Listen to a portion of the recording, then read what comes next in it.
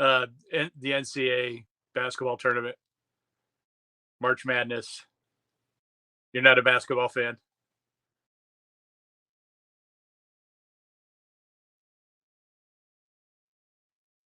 Okay. I played basketball and football. Yeah. Yeah. I wasn't any good, but I played basketball and football. I tried. Yeah. Now my Yeah. older brother was good. He was a walk on. I wasn't for the any University good, of Colorado, but he didn't make the team. But he was pretty good in high school. Yeah. There you go.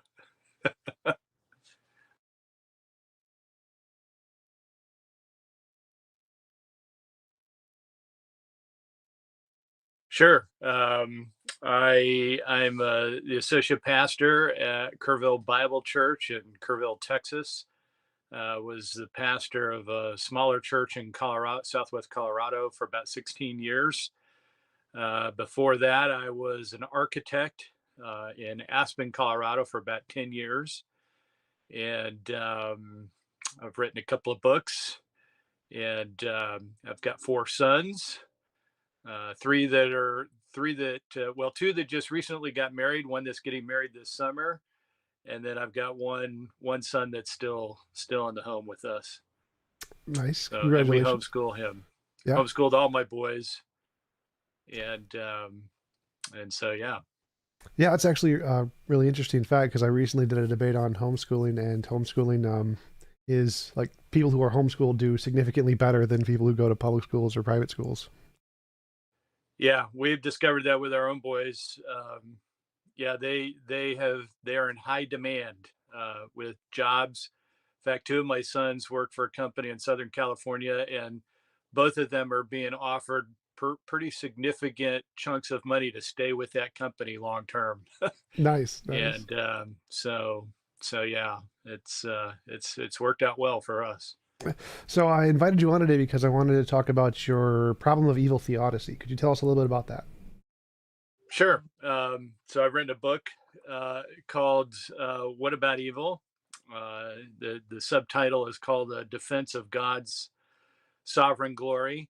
It tries to tackle the perennial problem of evil that typically is regarded as the Achilles heel for Christian, theism, and so I try to address all of the primary issues with the problem, um, from a really more from a theological standpoint than necessarily a philosophical standpoint. I'm not an analytic philosopher, though I depend on some of the work of some analytic philosophers, and some well-known guys reviewed my book to make sure I wasn't completely off in the weeds in some areas.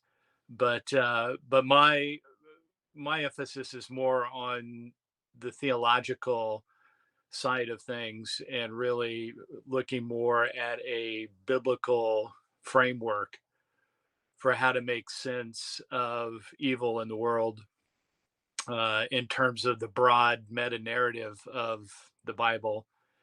And so that's where my primary focus is. I don't skip the other issues, but I'm not an expert in those areas. I'm more of a popularizer, you might say. So I write for an audience, that's mostly pastors and lay people and others like yourselves that might be interested in what Christians have to say about this subject.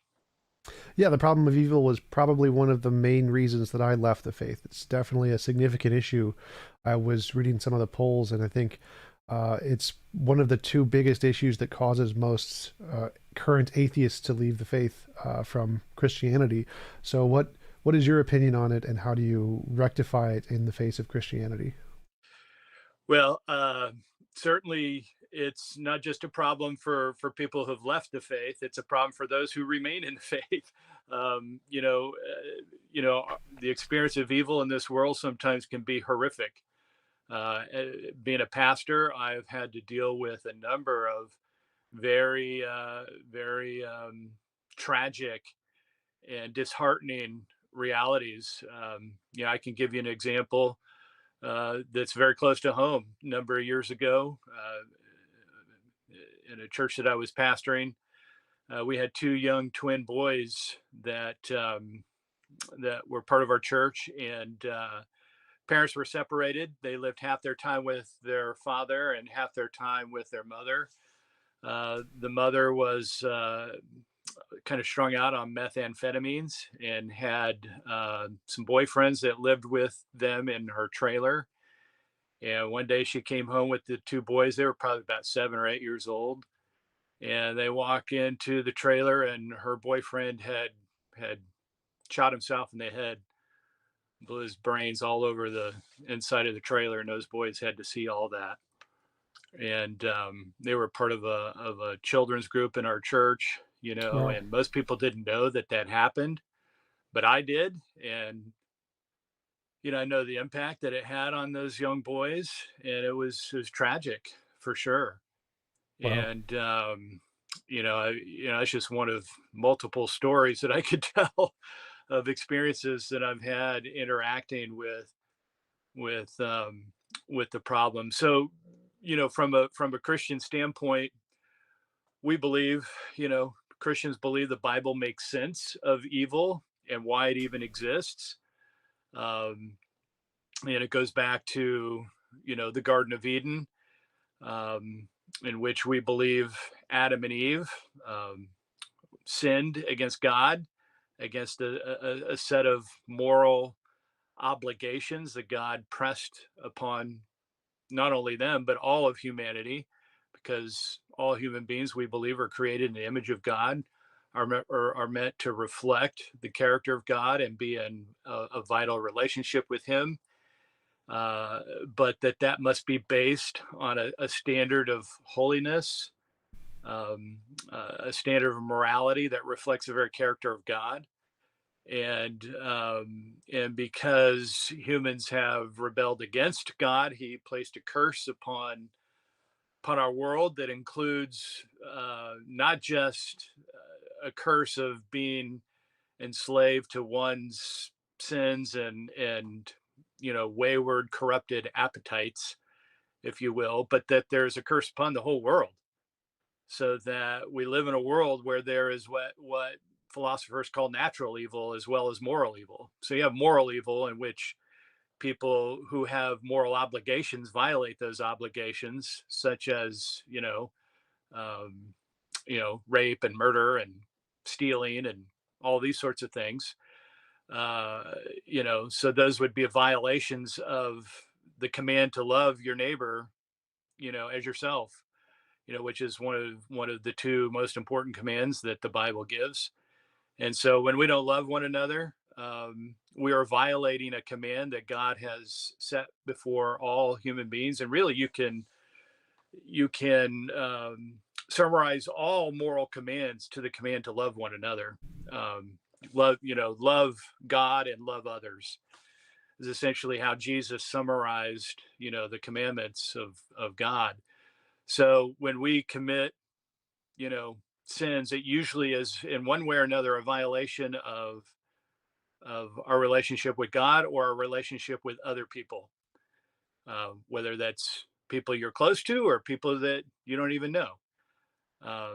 And so that would be moral evil, and then natural evil would include things like COVID-19. We live in a cursed world where bad stuff happens, and we you get earthquakes and famines and disease and sickness and weak human weakness, and things, buildings fall apart and crumble, and I Christians believe that intuitively, as human beings, we know that it's not supposed to be this way. The world is not supposed to be this way. This is why throughout history, you have cultures that are always trying to develop some kind of utopia, If we could just change certain things in the world, we could create a utopia where we don't have all these terrible things happening.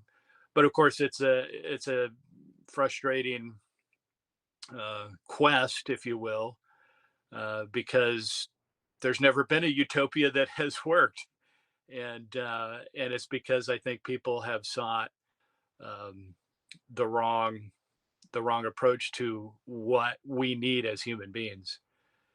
And so that gets right into the heart of what Christianity is really all about. But that would really kind of a basic groundwork for at least the existence of evil, and that the Bible explains the existence of both natural and moral evil, going all the way back to this curse that God placed upon the earth as a result of the rebellion of Adam and Eve, that then extended to all of their progeny, which is the rest of humanity. Yeah, for sure. So I totally agree on the natural evil side. I think that many of the things that happen, like tornadoes, tsunamis, earthquakes, those kinds of things that do kill people, are a form of evil. Like many moral philosophers disagree. They think that's just bad. It wouldn't be classified as evil or immoral. But I tend to agree that natural evils are a thing and that we should do what we can to prevent them.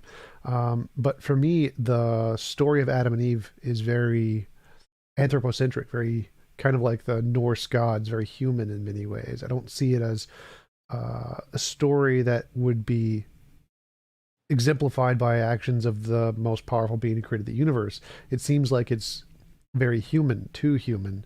Because to me, it seems like you could have gotten all of the benefits without doing any of the bad things. Like the natural evils seem to be kind of redundant. You don't why create natural evils, and why punish Adam and Eve who didn't even know right from wrong before they had the apple in the first place, and why provide the apple. All of this seems kind of erroneous. Like we could have just given everyone free will without the ability to hurt one another. So, for example, I can't fly. I can't just jump off my building and fly right now, Right. but I still have free will, right? So, the fact that I am unable to do certain things does not limit my free will. So, if I was unable to say the world, I think, or the law I think that should have been added would be it would be impossible to force anyone to do anything they don't consent to doing. If God had added that as a law of physics, that would seem much more like what you would expect an all-powerful being who knows everything to do. He would get the moral principle right the first time. And it seems very hard for me to grasp how the Adam and Eve story could have been made by an all-powerful being. It seems much more like something a human made up, like the stories of Zeus and Thor and the Norse and Greek gods. Just a human story to try and explain something. Right, right. So yeah, that's definitely a challenge for the Christian worldview. But I think it's also the very benefit of the worldview, at least as I understand it and the way I lay it out in my book. And so, to me, it begs the question: why did God? And this really gets to the heart of the problem. If God is all powerful, omnipotent, and He is all good, then it would seem He would never create a world in which evil would enter into that world. And it seems that would be the obvious reality. And so, as David Hume, the great English philosopher from 1700s, basically said, if God is omnipotent and and omnibenevolent, then why is there evil in the world?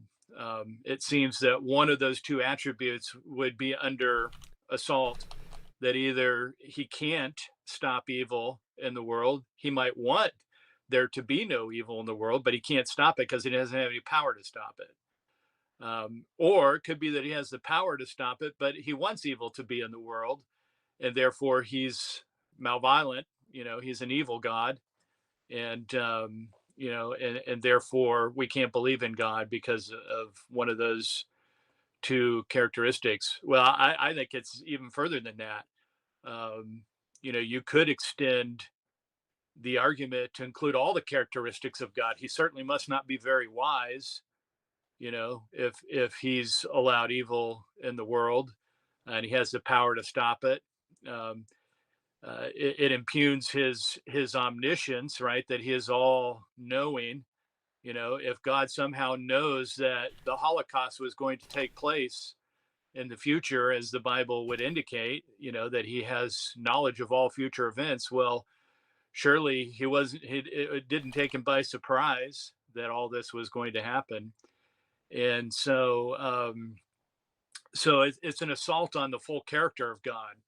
And it's interesting that a lot of philosophers have not even delved into that. They tend to focus just on God's omnipotence or his omnibenevolence, you know, as characteristics that are described by Christian theism. But really, it's an assault on the full character of God. So it is a very serious problem. But I also think that most Christians have a very weak view of God. And I come from the Calvinistic tradition, in which I believe that God actually ordained the fall of Adam and Eve to take place. Um, and that God, in fact, ordains everything that takes place in the world, including both good and evil. So that raises a whole host of questions, which is why my book is 500 and some pages. Um, but just to get to the heart of what my argument in my book is, because it raises the question: okay, if God is all wise, if He is all powerful, if He is all good, and He is all knowing, and He is the creator of everything, then why did He create this world in which evil would occur? And you raise a very important question, because you know, and I address that very point in my book. You know, you say, you know, God could have created conditions where there was not the possibility for evil to take place. That Adam and Eve, um, whether you regard them as historical figures or not, I do. Some Christians don't regard them as historical figures and more kind of metaphorical personages, but I take them as literal human beings. Uh, in either case, he could have created conditions in the Garden of Eden, as the Bible indicates in the book of Genesis, in which they would have never been tempted. He could have prevented the serpent that represented Satan, that came and tempted Adam and Eve. He could have prevented the serpent from entering the garden. So why didn't he? Um, uh, you know, and he could have created conditions where they would have never rebelled. And the reason why I say that is because we know that the Bible describes conditions in heaven, or what's known as the eternal state, when this present heavens and earth have been dissolved and a new heavens and new earth takes its place. And that new heavens and new earth, there is no possibility for evil. And the Bible is very clear about that. And so the question is, why didn't God just start things that way? Well, so that sets the groundwork for my argument in my book, and this is what I say. I say that, you know, I have a kind of a syllogism that basically says God created the world not because He had any need to, because God doesn't need anything, but He created the world in order to magnify His glory to His creatures. And so then the question arises, well, how is God's glory most magnified? And I believe that His glory is most magnified in the redemption of this world, including the redemption of sinful human beings, rebellious human beings. And that the only way, once God chose that as His, freely chose that as His, you know, His purpose in creating the world, then the question is, how does this work of redemption um, take place? And I suggest it can only be through the incarnation, the death, resurrection, ascension, and eventual return of Jesus Christ, the central figure of the Christian faith. And that He is the ultimate hero of the story that redeems um, people who are mired in sin and evil and rebellion and death and chaos, and that He comes to redeem this world and restore it to conditions that are even better than what Eden would have been had it never fallen. So I seek to make the argument that it's better that we live in a world that has fallen and needing redemption than an unfallen world not needing redemption. And one of my arguments for this keys off of storytelling. And so throughout the history of the world, really, um, at least in the Western world, and really throughout the world, I believe we have a kind of uniform way of telling stories that humans resonate with, and then it doesn't matter what religion, what philosophy you hold to, what, it resonates with us all. And that basically every good story starts with the assumption of a set of ideal conditions, uh, the way the world should be. And then a good story always introduces some kind of a crisis, some kind of a conflict, that then, in the course of the plot, the unfolding plot of the story needs to be resolved. Um, and I think of, one of my favorite novels and movies is The Lord of the Rings. And so, you have, um, many of your listeners are probably familiar with it. You have this ideal set of conditions that's basically represented by the hobbits that live in the Shire, right? They're all happy. You see this at the beginning of the movie if you've seen the trilogy. That they're happy. They enjoy each other's company. They have fun parties, and everything is wonderful, right? But then there's this sinister evil lurking in the backdrop, and you've got this ring of power that whoever gets a hold of this ring of power tends to use it for evil. And so this ring of power needs to be destroyed. And so they form the Fellowship of the Ring, and Frodo Baggins is, kind of the hero, and he's this humble hobbit, who seems to be the only one that's capable of taking hold of this ring and taking it to Mount Doom to destroy it, and then to restore, you know, conditions to the way they should be, right? And so it's a compelling story, and we're all on the edge of our seats, and we're rooting for the heroes, and we want to see the villains, destroyed in terms of, Sauron and Saruman and all these evil characters and all the orcs and so forth, right? That represent evil. And so that story would not have anything compelling about it whatsoever if the movie began with the happiness of the Shire, and then happiness just continued along this straight line, and there was no conflict, there was no crisis to face, no need for a hero to intervene, and no villains to destroy and confront. It would be just this sort of flat line, that would be boring, and no one would find it compelling whatsoever. Nobody would ever go to a movie like that. You think of all the recent Marvel movies, where each of the superheroes are confronting some crisis, some, potential threat to the destruction of the universe, and you look at someone like Thanos, who's this arch villain that destroys half the universe, and half the people in the universe that just suddenly disappear and all of that. Those are compelling stories. Why are they compelling? I believe because God created human beings for a yearning for redemption, but redemption becomes unnecessary unless there's a crisis, unless there's a conflict, unless there's adversity, unless there's affliction, unless there's pain and suffering, that enters our world and screams out for some form of redemption.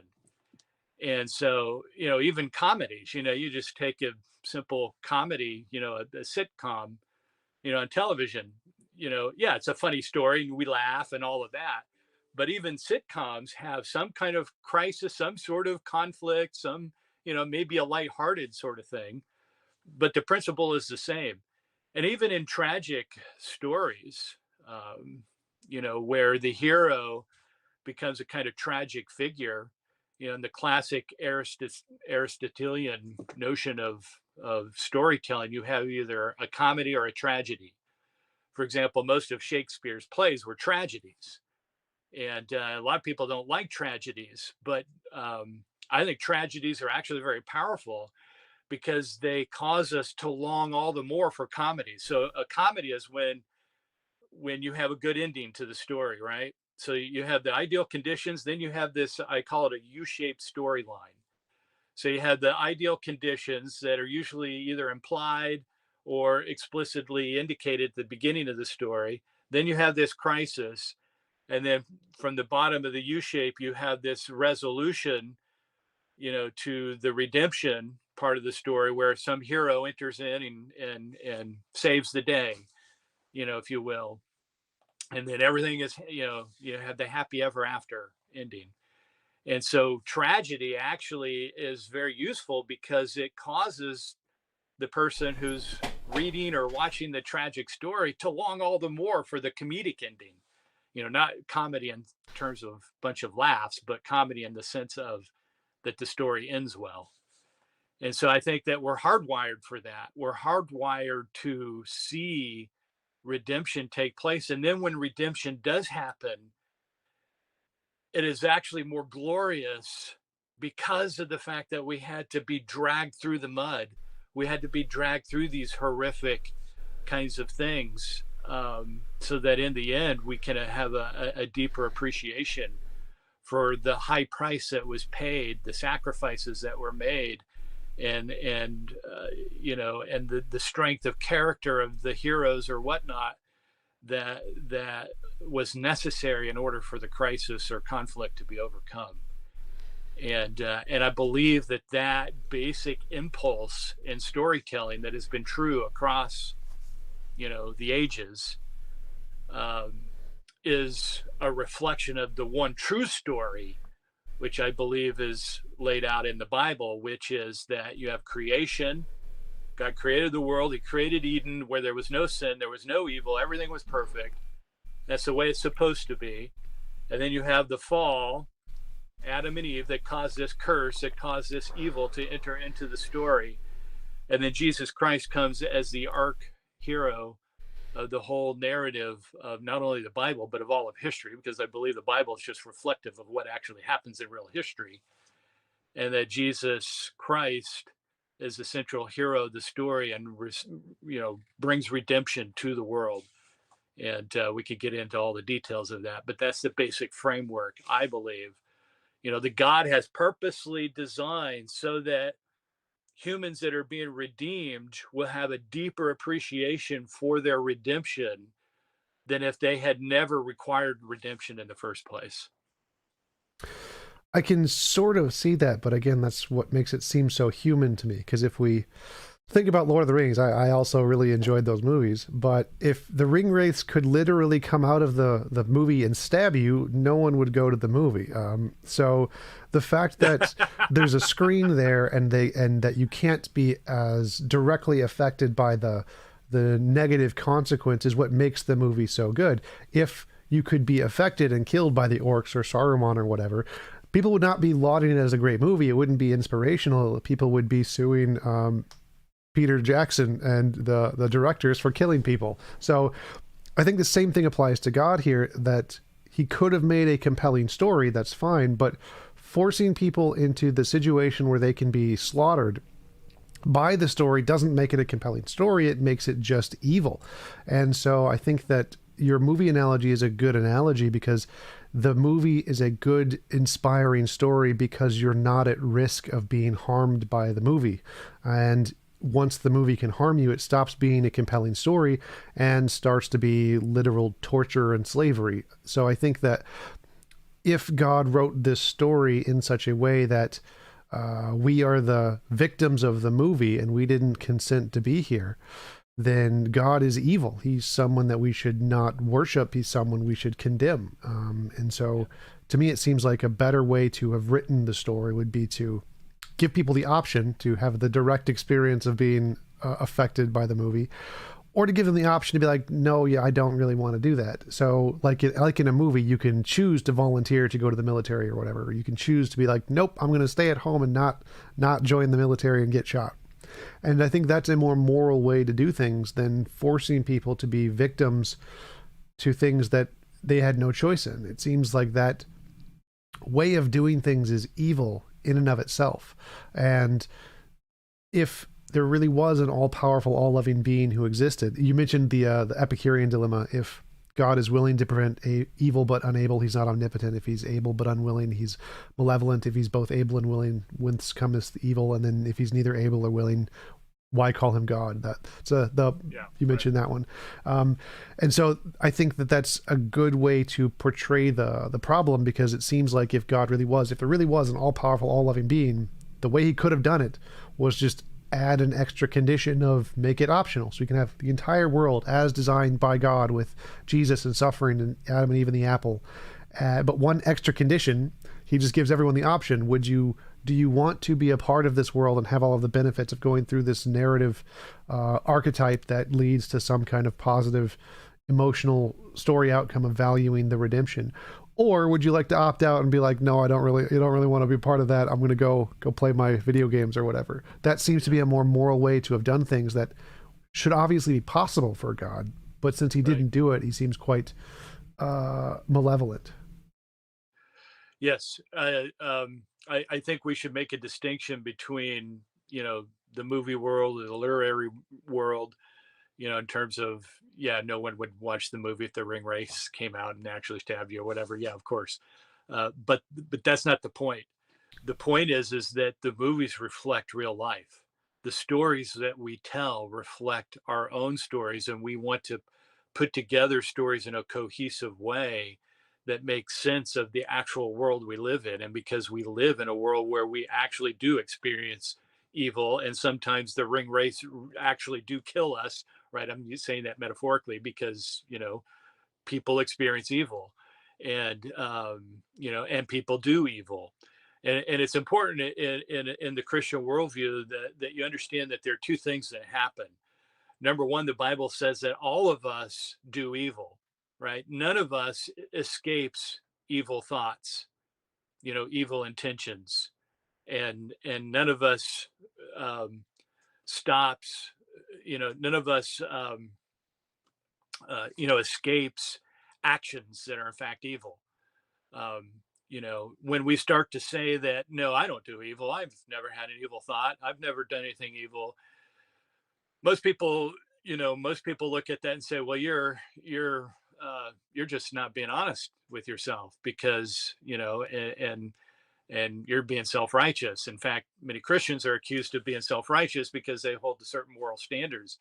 But true Christianity recognizes that we're all evil, and that apart from the work of redemption that comes through Christ, I stand judged before God, and before his cosmic courtroom, if you will, because we've all had evil thoughts. I mean, why do we see what's going on in Russia and Ukraine right now? It's because people are evil. People do evil things. Some people do more evil things than other people. Some people are prevented in certain ways. I find it interesting that there's a number of stories in Poland during World War II where people had cultivated anti Semitic attitudes.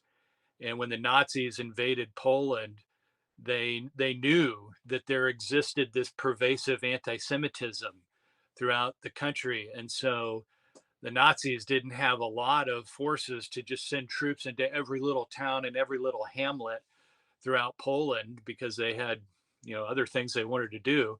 But they would send a few officers into some of these smaller villages, and basically, under the threat of annihilation, they would come in and gerryman their political structures in these little villages, the village elders, or the city council or whatever, and convinced them that they would see no harm if they would take the Jews that were in their town and kill them.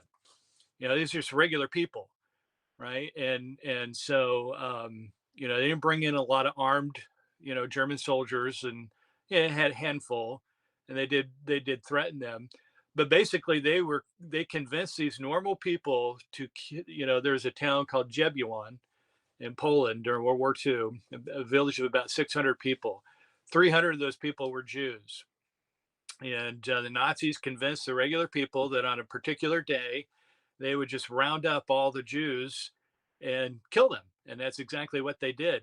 They got clubs and, whatever weapons they did have, baseball bats, whatever, and they went literally to their neighbors' homes and dragged them out into the streets and beat them to death.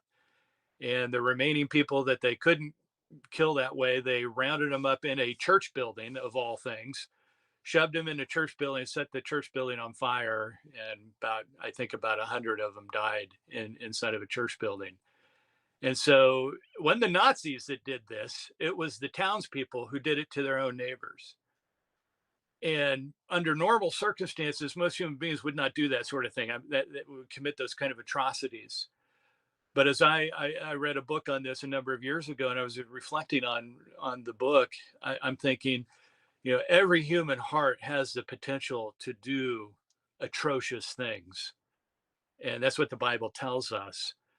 So that's one aspect of the reality of evil in our world, of moral evil, right? Yeah, I think that's But a the other good. aspect is that Well, one second. I think sometimes that's a we're the good point. victims, right? Sometimes we're the victims of that evil. We're the Jews, in the Holocaust, or slaves who have been stolen from their African nation and taken to the West, and enslaved, and they become victims of evil. So we both are perpetrators and victims at the same time throughout life.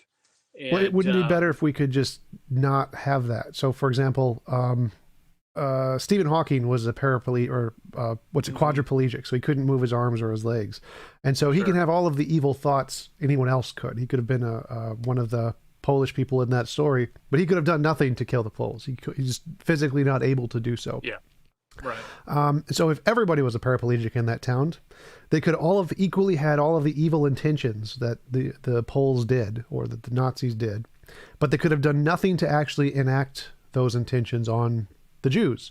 Now, obviously, I don't want everyone to be paraplegic, because there are other consequences to that, but there's clearly a way to cause physical limitations such that it's impossible to do those evils onto people with maintaining the desires. You can still be evil. You can still have all the intentions. You can still covet your neighbor's wife. You can still lie. You can still desire to hurt other people. But if there's a limitation that you can't physically do it, then I think that's exactly analogous to many humans on the planet who are quadriplegics, paraplegics, people who don't have access to nuclear weapons. There's lots of things we cannot do to harm other people. And if those same physical limitations were placed on everyone, so like I mentioned earlier, if it was impossible to force people to do things they didn't consent to doing, you could still have all the evil, all of the free will, all of the being judged in front of God because you're still a sinner, but without the rape and murder and torture bit. yeah. So yeah, you're introducing some other elements into this discussion that we haven't really delved into, because there's so many issues when you're dealing with the problem of evil that you have to kind of grapple with. And one of them is this: you keep using this idea of forced. We're forced to do this, or forced into this situation, and and so it raises the whole question of free will. And and so one approach to the problem of evil that many Christians, in fact, it's the primary approach to the problem of evil that Christians use, and I think many non-Christians would agree, at least in principle, with this notion, is that humans have free will. Okay, so what does that mean? Well, in the standard notion of free will is technically known as libertarian free will.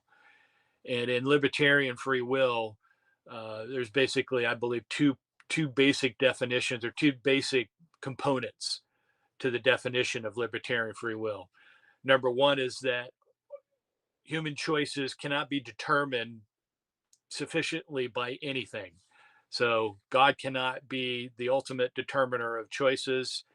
In fact, nothing can be the ultimate or sufficient determiner of choices except for the chooser, the choosing agent himself. Okay. So that leads to a second plank, which is that you could have always chosen differently under the same circumstances. Okay. So you're confronted, you come to a fork in the road, and nothing compels you to take the left fork or the right fork. And so libertarian free will says that there's no sufficient causal reason for why I would go left or would go right. And so I can make either of those choices equally, and nothing compels me to make one choice or the other. That's a basic definition of free will. Now, I think there are serious problems with that definition of free will. Um, but that's most people who believe in free will believe that that's what secures moral responsibility. Now, from the theological standpoint, if you believe in God, many Christians will say, well, God granted human beings this free will. Okay, so he granted Adam and Eve free will. And so the reason why Adam and Eve sinned is because they were presented with the opportunity to sin. They could have refused uh, that opportunity to eat the apple, as you say. It wasn't really an apple, but anyway, that's fine. They could have chosen to eat the apple or not eat the apple, and they had an equal power to do either or. So that's what free will would say. And so that God valued free will so much that he created the world where such free will exists, but in doing so, he took a huge risk that that his creatures would choose evil instead of good. Um, but it's not from a theological standpoint. Now, and I understand many non atheists, perhaps such as yourself, would hold to that view of free will, and many non Christians do, even though I still believe it has problems. But from the Christian standpoint, I'm just talking specifically now from the Christian standpoint for those who within Christianity hold to that view. Typically, they're known as free will theists. Those that would fall into that category would be classical Arminians, open theists, and another brand of free will theism called Molinism. So these get into some really technical details about how you work all that out. But the point is they believe that that's the only way you can secure moral culpability for choices. That the only reason why we could be morally culpable is if we had the ability to choose other than what we did choose. So that Hitler had the choice to either save Jews or kill Jews. If you want to simplify it that sort of way.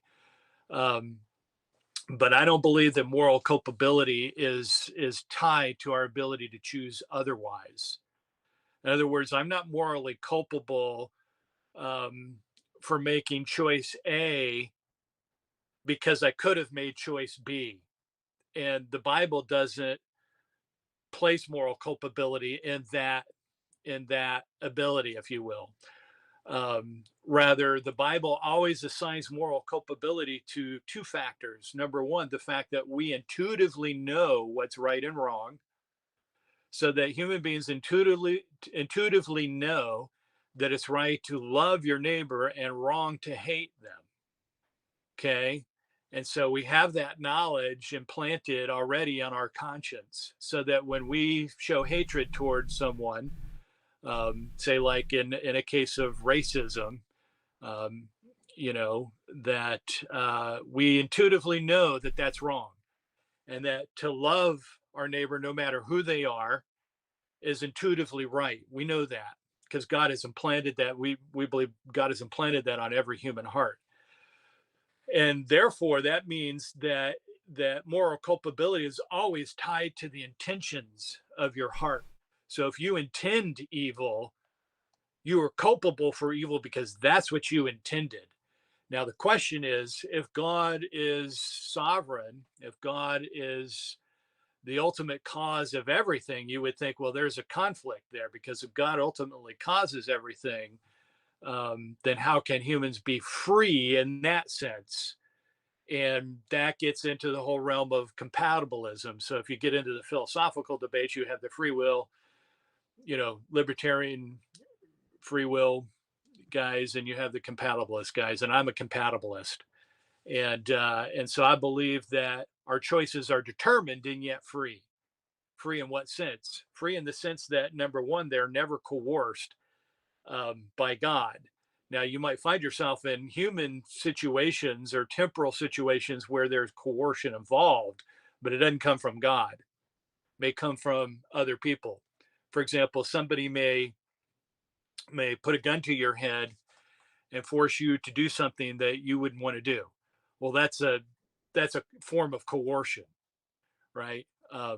But that coercion isn't coming from God directly, and so you have to sort through all those kinds of things.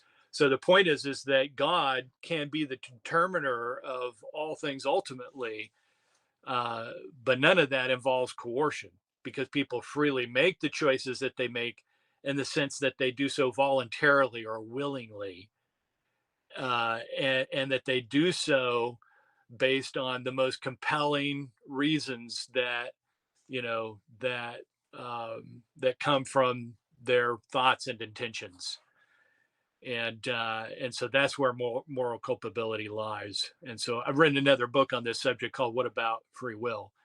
And again, it's a popular book. It's not intended to delve into all the deep philosophical issues, um, but it's to help mainly Christians understand the distinction between, you know, God as ultimately sovereign and yet not culpable, because God always has some ultimately good reason for the evil that he has ordained to take place in the world. If he didn't, then it wouldn't happen. And so God would never ordain anything that he did not have some ultimately good purpose for. And but we don't always know what those reasons are. So this gets into another realm of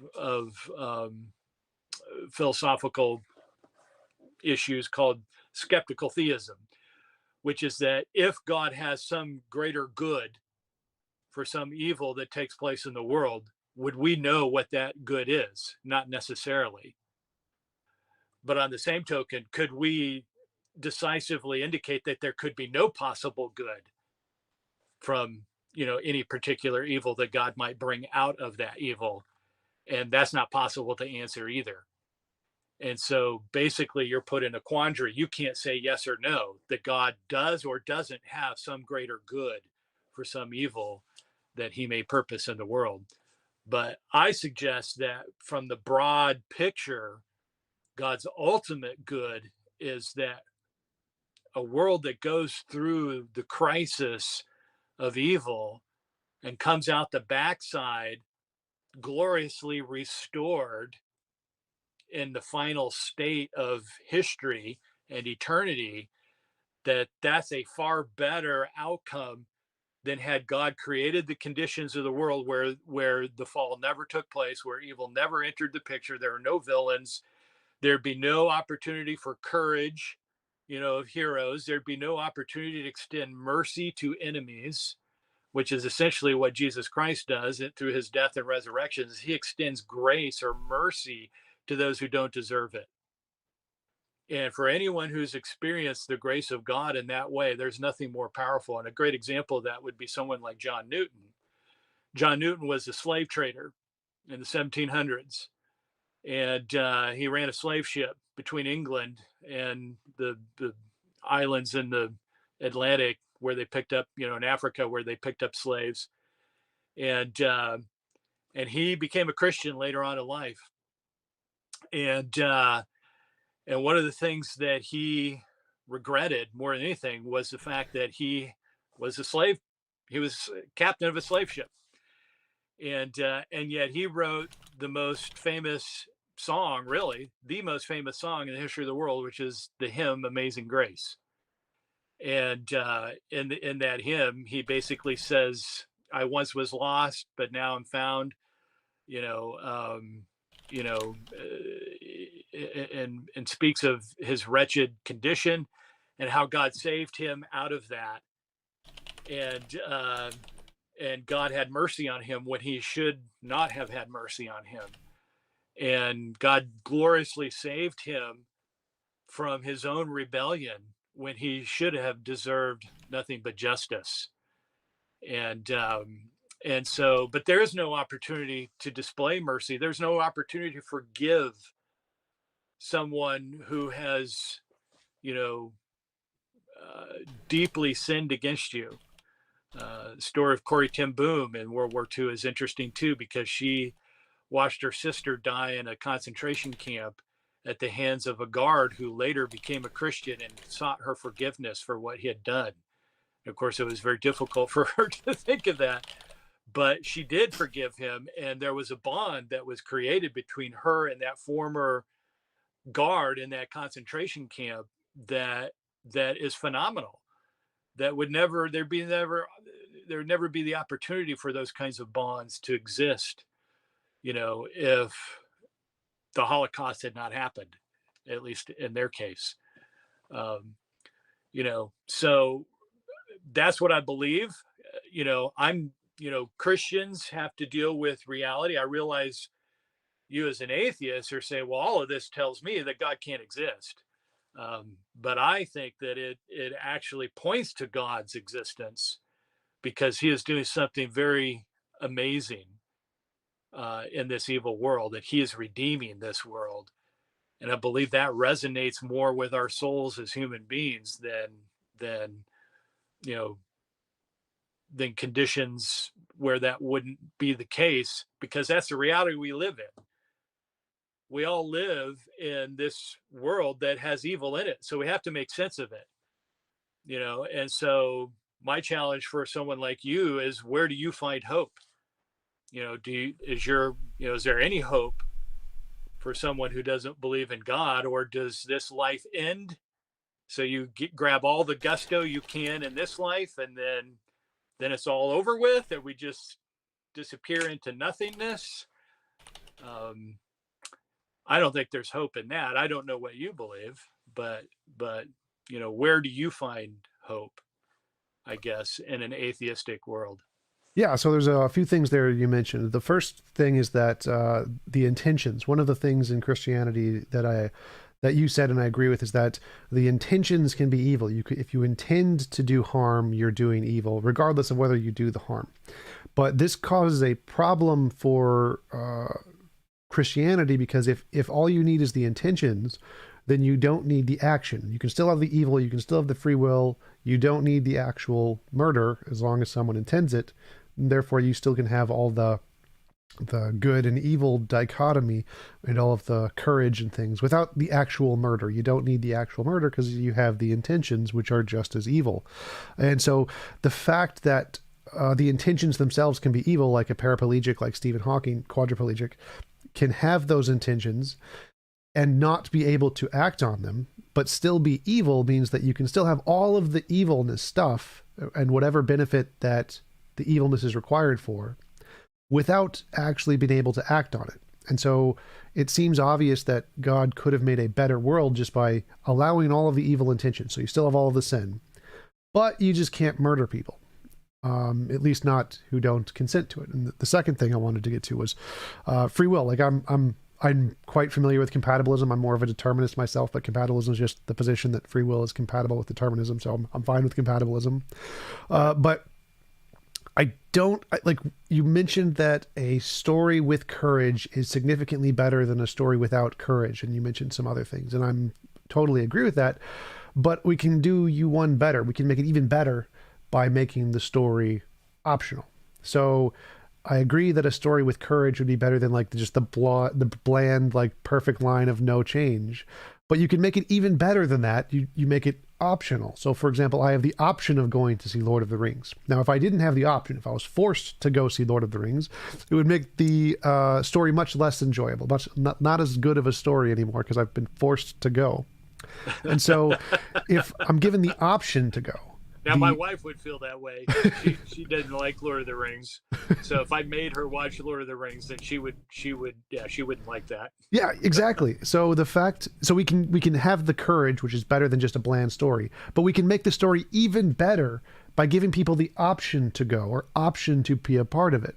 And so I agree that this metric of making a better story is an important one, but there's a way that we could have made the Christian story entirely better just by making it optional. Be like, would you like to go be a part of the whole Jesus world story with all the pain and suffering, or would you like to opt out? Giving people that option would have made it a significantly more moral story, a better story.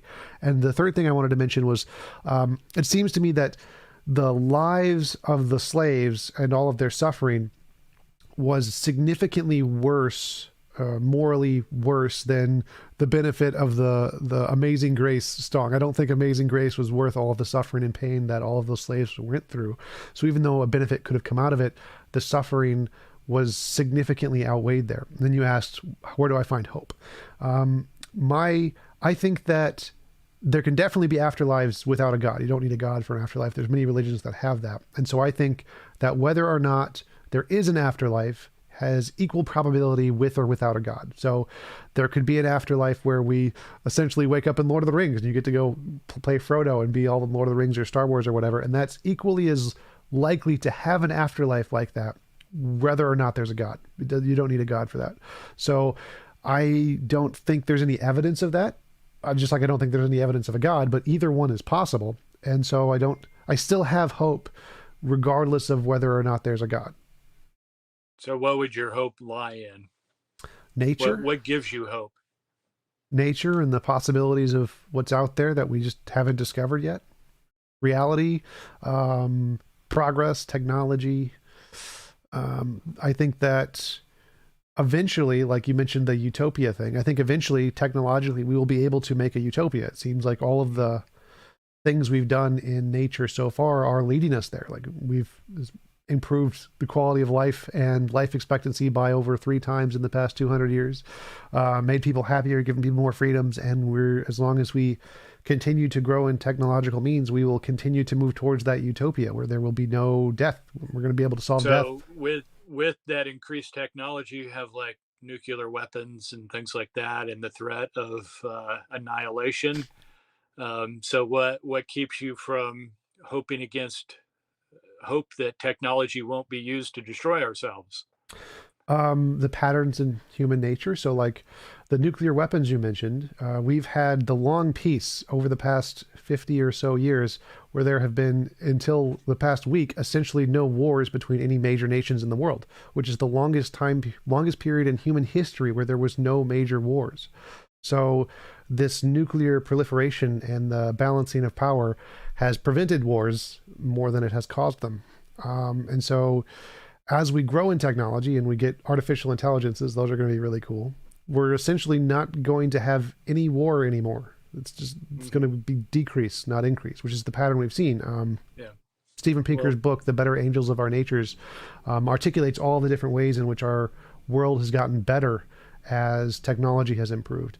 And even though there are weapons that go along with that, those weapons are deterrents for the most part. So we see a decrease in all forms of violence and crime and bigotry, and everything that we consider to be evil or bad has been going down, and lives have been getting better as we have improved in technology. Yeah. And so if we just continue to follow that pattern, we're going to get to the utopia, as long as like Yellowstone National Park doesn't blow up first. Well, I think there's a different take on what we see happening today. You know, we just escaped the 1 century where more human death was killed through evil regimes and war than in all the rest of history. You know, the literally hundreds of millions of people died either through communist Russia, communist China, you know, World War I and World War II. We've just come out of the backside of the bloodiest century in the history of the world. And so that doesn't give me hope that that we're going to get any better. I think the world has gone through some pretty horrific things through most of the 20th century, and we're experiencing a reprieve, perhaps, of an upward trend toward, you know, a world getting worse and worse. And I don't think technology has changed that. I think technology has just um, supplemented or facilitated, um, you know, the kinds of wars that we can conduct, for example, in the 20th century that could never have been conducted in the Middle Ages, with firepower and tanks and airplanes and battleships, you know, and armaments that are massive. And of course, now we do have nuclear weapons. And yes, I do believe that they have formed a deterrent, but I don't know that we have any good reason to think that we're not always on the brink of World War III. I mean, look at what's happening right now in Ukraine. Um, there's always that potential, and I don't think the hope against hope that somehow we're going to develop a utopia um, has much to say for it, because for thousands and thousands of recorded human history, we've never developed any utopia. Um, we have created some conditions in some nations that are less miserable than other places. I think America is one of those places.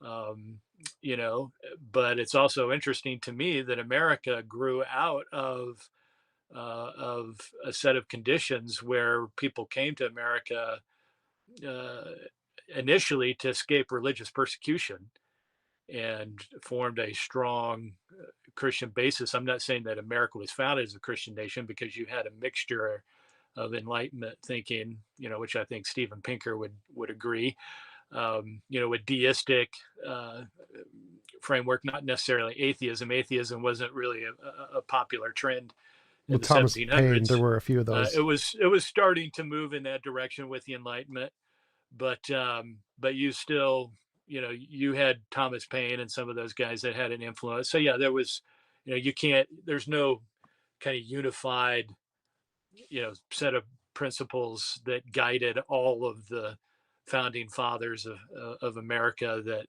which they were walking lockstep. So there's a different variety of influences on that. But I would suggest that Christianity had a very powerful influence on the creation of a nation that that that was founded in freedom and gave people of all religious stripes freedom. Now, did we carry that out consistently? No, we had slavery, right? We had to fight a civil war in order to end slavery, and even then, it didn't end the prejudice and the racism, that resulted from that. So yes, we have our own set of atrocities. I happen to think abortion is a massive atrocity when we know that, people who get pregnant and they're like, yes, so we're going to have a baby. And other people get pregnant and say, no, that's not a baby. And I can kill what's in the womb. How can we just randomly make those choices for ourselves? I don't think we can. I think there's a set of invariable moral obligations that requires us to preserve life at all costs. And, and I think that comes from a Christian worldview. But that Christian worldview also encompasses the notion that God has placed those moral principles upon every human heart. So, regardless of whether or not you're a Christian or not, you know that instinctively it is wrong to take life and it is right to preserve life. And that basic distinction is true for all human beings, no matter how much that gets suppressed with our evil intentions and whatnot. Yeah, yeah, I totally But agree on that point, which is I found it strange when you said the world is getting worse and worse, because on that belief that we should preserve life, it seems like all of our technology, even if we include all of the world wars and communism and all of those things, the percent of people who died there was still less than the percent of people who were dying in previous ages to all of the illness and the disease and the Black Plague. So even if we include, this is in Steven Pinker's book actually, even if we include all of the deaths in World War II and communism, the percent of people who died compared to the entire population of humans was less than at any other time period. So life expectancy for humans, even given those tragedies, is still 2 to 3 times larger than it was 100 years prior to that. So even yeah, with those terrible events, and the numbers, the reason hundreds of millions of people were able to be killed there was because there were hundreds of millions of more people on the planet. There are now billions on the planet, where there used to be only millions of people on the planet, because we had no way to sustain this many people. So even though the technology allows for these kinds of atrocities, it also allows for billions more people to be alive and to live 2 to 3 times longer. And so even with all the negative things you mentioned, it seemed like the world is getting significantly better based on the criteria you mentioned of preserving life. We have significantly more human life than ever, and we give them more quality of life than ever.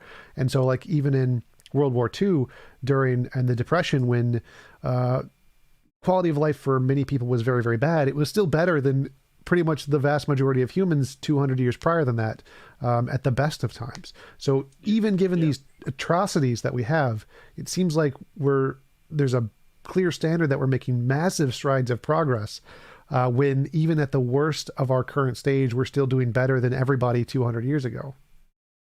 Yes, and I agree with you. Um, there's some areas there where I think there's agreement between us. I'm not suggesting that progress in technology is a bad thing. Um, there's always been progress in technology, and that's always been beneficial to society and to the world as a whole. It's better that we now have tractors that can pull massive implements behind them to create massive farms. I used to farm when I was a young man with my grandfather, and so I got to drive these big tractors and plow up fields and all of that. Then having to have two oxen, with a single plow that it takes you forever to just do one row.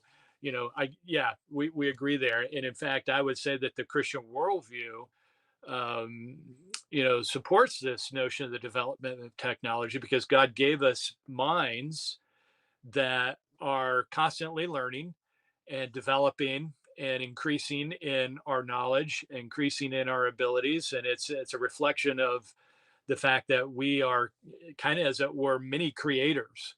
God created us in His image, and therefore, we reflect something of God Himself, in that we ourselves are creators. We create works, great works of art, of music. We make use of math and science and technology to do amazing things. Nonetheless, I think where you and I might differ is that technology doesn't change human hearts. And, you know, you're always going to have evil in the world as long as we live in this cursed world. And we're never going to eradicate evil. We're never going to arrive at a utopia on our own, because I don't think we're capable of that. Because you're always going to have people who are interfere, and you're always going to have conflicts between different ideologies that will prevent such a utopia from taking place, because it's human nature.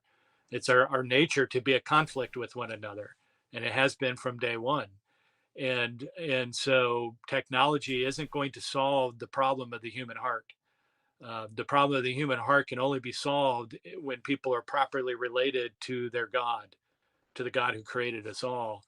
And so that's why I suggest we can't find our hope in technology or some notion of progress.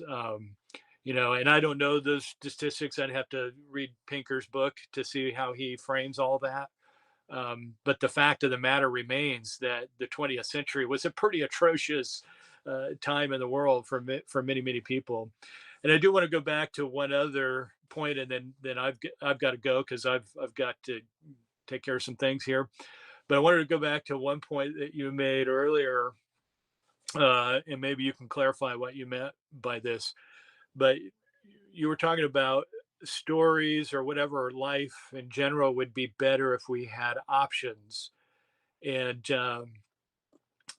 my view of free will, if I call it that, doesn't deny that we don't have options, that we don't have alternative paths set before us, but that there are determining factors that will decisively determine which path a person will take. So there's that issue. But you said it would be better to have options, but for some situations we don't have options. The slaves didn't have much many options. The Jews during the Holocaust didn't have a whole lot of options. They were confronted with evil in a compelling and coercive manner that caused them to face the reality that I am the victim of evil and I can't escape this reality. So they didn't have those options, and I'm not sure that's what you mean, but that's what I'm thinking. You have situations where people are in the midst of an evil environment, over which they have no control, and over which they are in a situation where coercion is taking place. And yet, how do those people escape those conditions of evil? And what I find interesting is that there's always amazing stories where people who were under that kind of intense affliction have found hope through the Christian story, if you will. And I think of slaves, all the great Negro spirituals that grew out of the 1800s were derived from slaves who found hope in the Christian faith, even while they had quote unquote Christian slave owners, that were oppressing them. A lot of the Negro spirituals actually grew out of the revivalistic preaching of a man named George Whitefield, who was instrumental in what is known as the First Great Awakening in the 1740s and 1780s, and they took his sermons and turned them into songs that they then sang as an oppressed people, much like the Jews were oppressed by the Egyptians as slaves before God brought redemption to them and established them, in ancient Israel. But, so the point is that even those who experience great affliction and great tragedy and great crises in their lives have experienced hope. And I think the Bible says that the hope for those people is actually greater than if they had not experienced these deep tragedies in their lives. And I think that is the hope of the Christian faith, or what we call the gospel, that is centered around what Christ did to save people, to redeem people from sin and death and evil and hell and Satan and all these evil things, that either we perpetrate because we are all rebels, or have been perpetrated against us because we're also victims. And that is where I believe true hope lies. And that's the Christian story.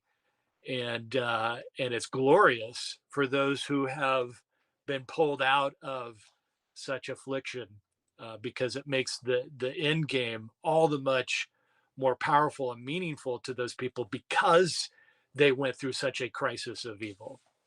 Right. So what And I that's meant. my point. Yeah, so Yeah. what I meant, you asked about what I meant when I said people should be given choice. I was talking more about like God himself giving us a choice. So before we come to heaven as children or whatever, God gives you the choice. Like, would you like to go to my earth where I have all of this pain and suffering and death and Jesus happened, where you can go through this trials and tribulations and get to that retribution, redemption at the end, where you have all of those benefits you mentioned? Or would you like to opt out and be like, no, you just go to your old video game world or something?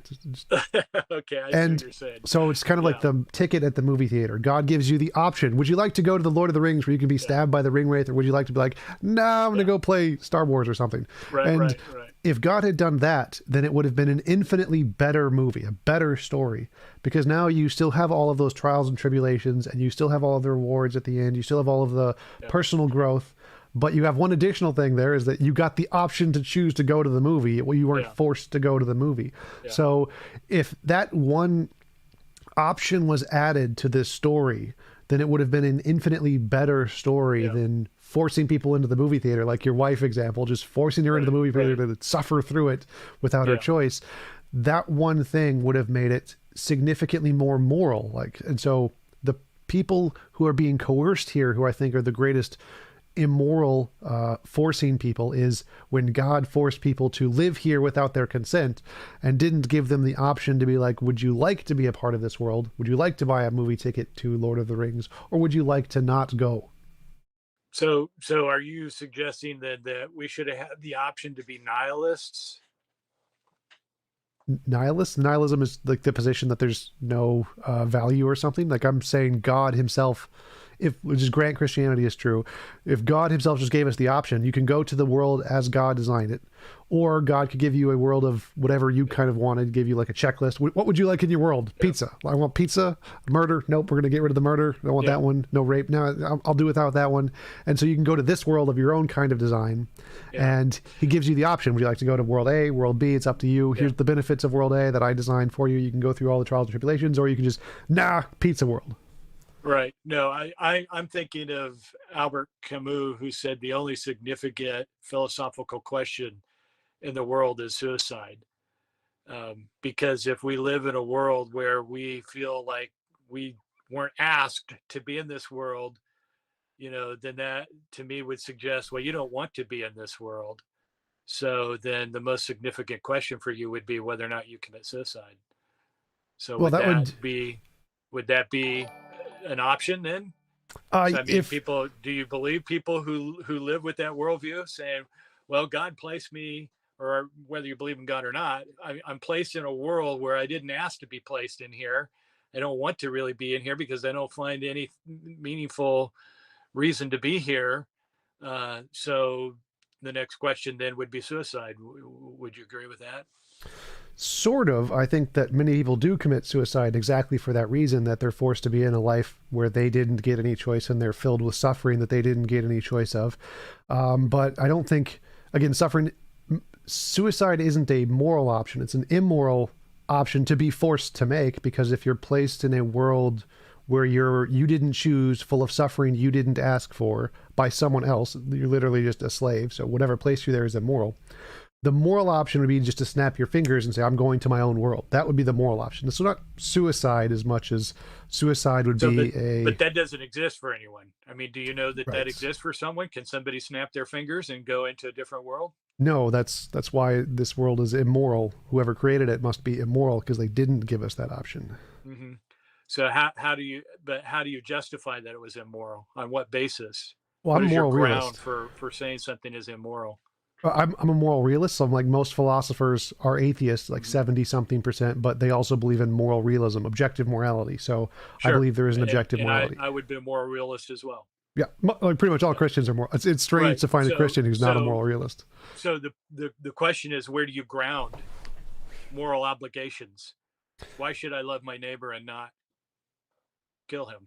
Yeah, I think that morality is grounded in nature. Just I think there is a, like, I imagine you would say that morality is grounded in God's nature of some kind, something like that. I would say morality is grounded in nature's nature. There is some... So what is it about nature that grounds morality? I'd say it's like a law of physics kind of thing, an emergent, higher order emergent property, which is the Okay, moral so property. what if there were a law that said that killing was okay? I'd say there isn't one, but if it did say that, then that would be moral. So kind of like, what if God said killing was okay? Well, he wouldn't do Okay, that, but if he so did... if that's the case, then you're suggesting that there is something transcendent about these moral things that aren't tied to a specific law that says, yeah, killing is wrong. Like that would be equivalent to the law of gravity or something like that. Yes. If I don't know if I'd call laws of physics transcendent, or transcendent of us maybe, but No, I'm not even suggesting laws of physics are transcendent, but yeah, I'm so suggesting that morality is transcendent. I'd say it's more like a law of physics. So I'd say it's like fundamental Yeah. grounds of what makes nature. So I don't think I'd call it transcendent, but I would So, call it but more like a law we of could live in physics. a world where the laws of physics or the laws of morality that are like the laws of physics were such that it's okay to kill your neighbor. It's logically possible, but all of the evidence indicates that's not the case. So it'd be like, it's possible we live in a world that was created 5 minutes ago, but there's Mhm. no evidence to support that. Would you say that moral laws or moral obligations are personal in nature? No, they are expressed in things that are personal. So, like, gravity isn't made of mass, but it affects things with mass. So, do we expect like a leaf on a tree to show love and compassion toward dirt on the ground?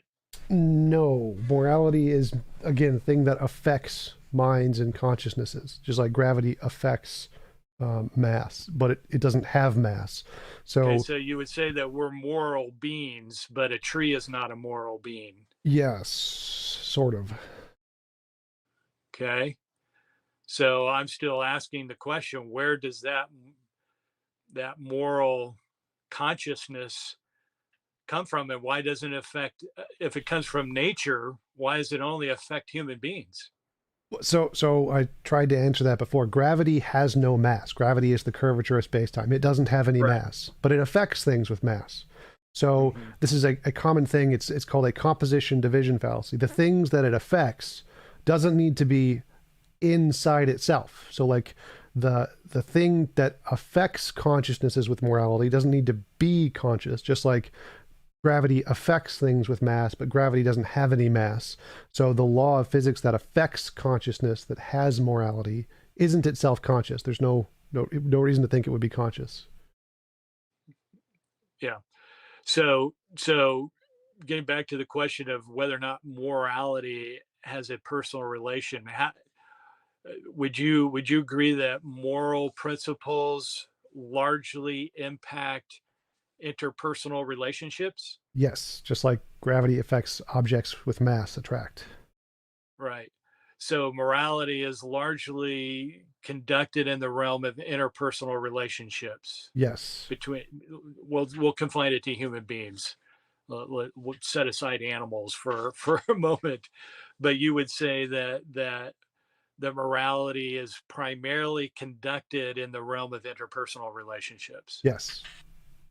So would it not suggest to you that whatever grounds morality would involve interpersonal relationships? No. So like I could say whatever gravity is something that affects objects with mass. Would that suggest that whatever grounds gravity has mass? Yeah. Um, yeah, it's a different question Well, because it's you're dealing with a material world. well the Um, question and has I- and it's the I structure. think that there is a metaphysical grounding even for the material world, but that's a different kind of argument. Well, it's the Um, exact same and argument. I think you're comparing apples to oranges at that point. Well, yeah, so it's a composition division Yeah, fallacy is what it's called. It's when you say that the thing that is affecting some interaction must be in the grounds of whatever the interaction is made of. So like obviously gravity is not made of mass. Curvature of space-time is not made of mass, but it right, affects things that have mass. So objects with mass attract. right. I But see you what you're saying. but you couldn't say Yeah, that because objects with mass attract, therefore gravity must be made of right, mass. In the same right. way, morality, moral things, moral interactions attract between minds or whatever. You couldn't say that whatever grounds morality is a mind. Yeah, yeah, yeah. I would disagree, but I think we can't ground morality in anything that is other than personal, conscious, moral. Having a moral component, and and if we believe that, as moral realism would suggest to us, that we have invariant moral obligations, that there is an objective standard of morality, I would agree. and that differs from laws of physics. I think in significant ways because we don't have that standard of morality present in this world. So where does it come from? Um, and we know that there is a perfect world. I mean, we can conceive of a perfect world where there is nothing but love and no war and no killing and no murder and no hatred and all of that. But we don't live in such a world. Um, and so, where does the notion of such a world come from? Because it's not one that we live in. Um, anyway, I believe ultimately it points to a personal God, you know, with a moral consciousness that's reflected in creatures that are created just like him in that regard, and that interpersonal relationships between humans reflect the Trinitarian interpersonal relationships between the persons of the Trinity. And therefore, I think morality is only properly grounded in the Trinitarian God of Christianity, because only such a God could be moral, right? If you had a Unitarian God, how does a Unitarian God who doesn't have a need to create anything, how does he express love? Well, I don't understand I how don't believe any it's possible to express love unless there's a lover and a loved, right? So just think in terms of a man and a wife, right? So husband and wife.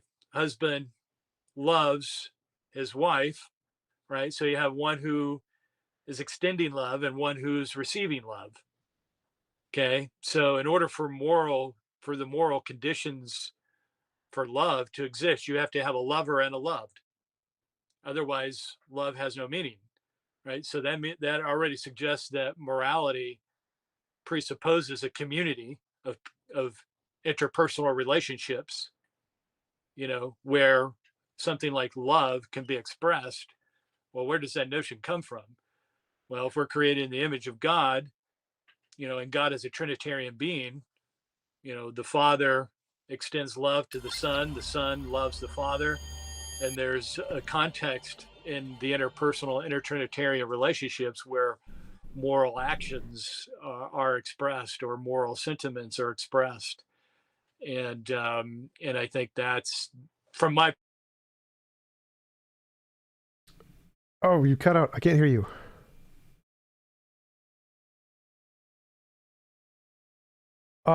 Your sound cut out. I can't hear you.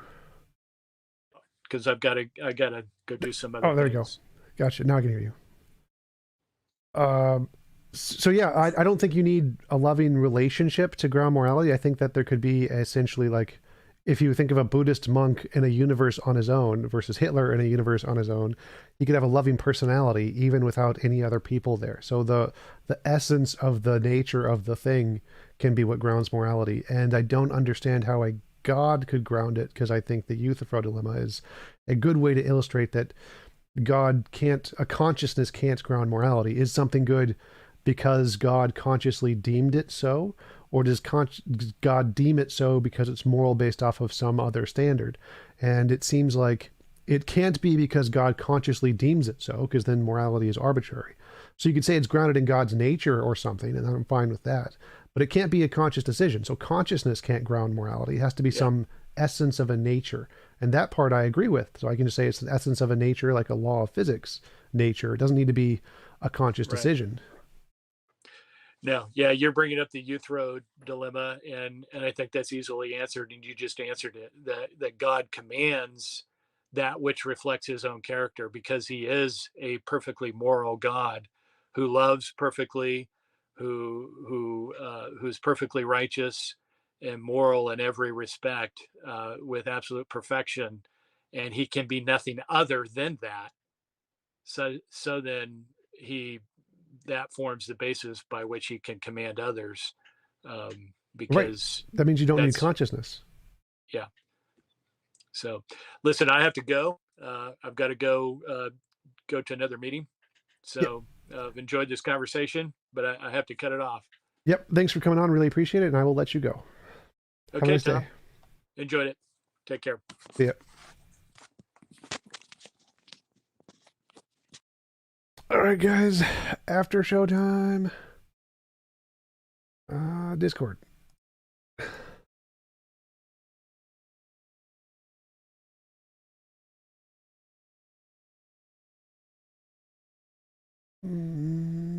After show Discord.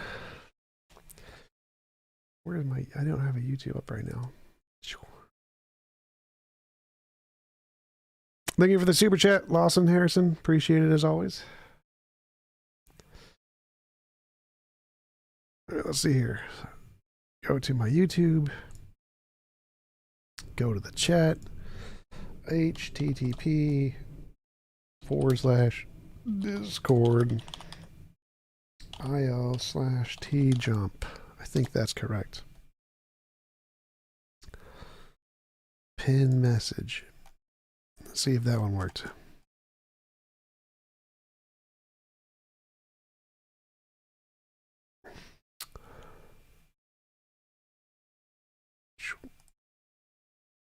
Does that work? Maybe that's not right. I don't know. Control C. Control V. Nope, that's not right. Damn it.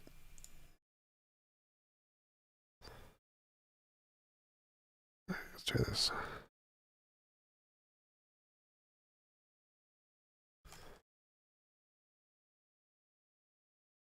Pin replaced pin message.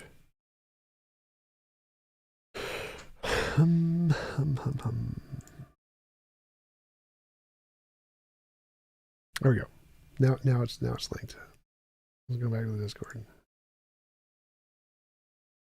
Hello, Edwa. How's it going? Edwa's gone.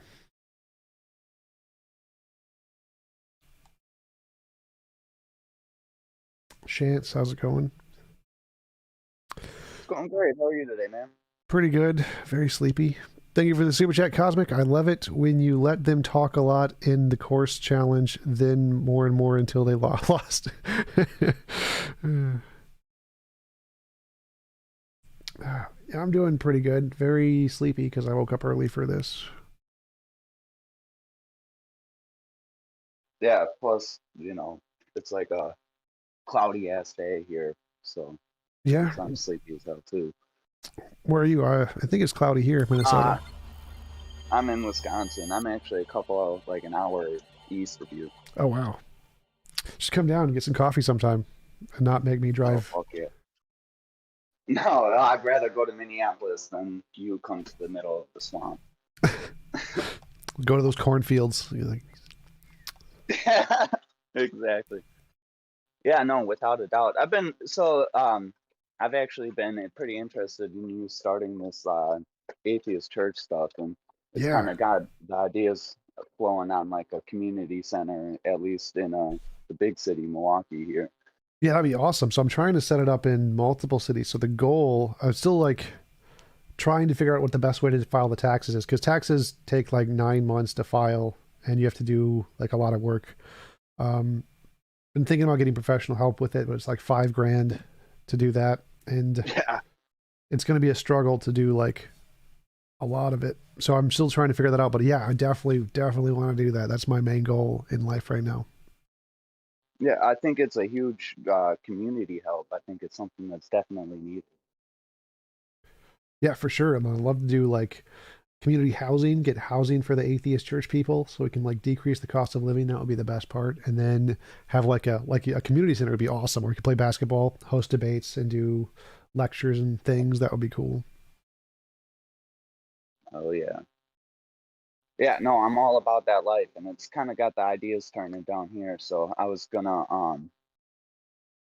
talk to my stepdad's really good at like opening up businesses and stuff like that. So I was gonna kind of consult him about getting something going. What would the first process be in this opening up something like that, and see where it goes from there. Yeah, it'd be awesome. But it seems like, yeah. Yeah, go for it. Like I think we should sure. try as many avenues as possible. So definitely ask your dad for help for sure. Oh, without a doubt.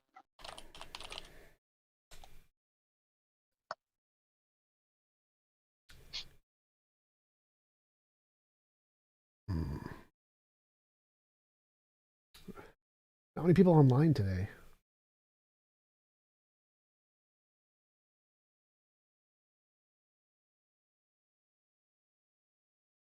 I presume it's the time. Yep.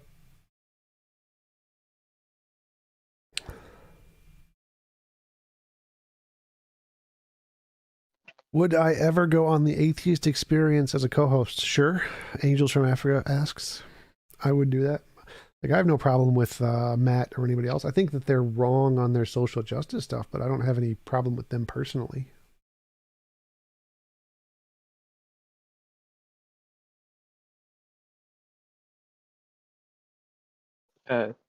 Quick, because of the church you want to create. Do you think about creating a church in other countries too? Like I'm in Germany, Berlin right now.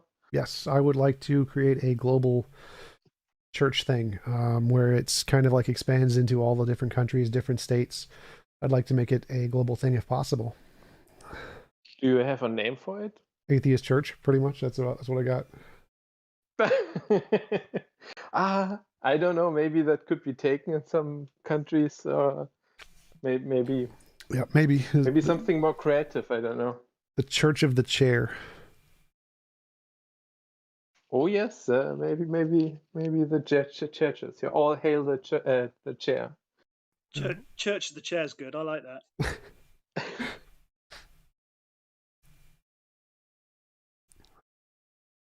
Yeah, you have to sit comfortably to find God, not. It is mandatory that we put lazy boys in all public spaces. Sounds reasonable.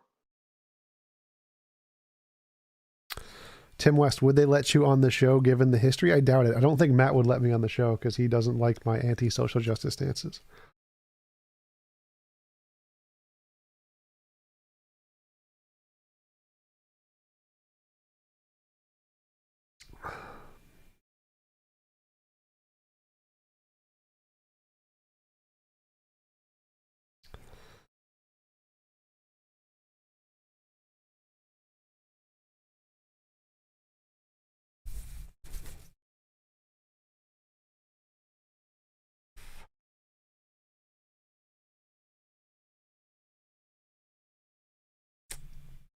Is there a specific one that you're in conflict with him about more than others? Well, I'm not in conflict with him. More like he's in conflict with me. So he doesn't. He thinks he said I was a bigot or something. So he doesn't like my positions at all. Could you tell us maybe the difference, like he maybe tries to point out between you and him?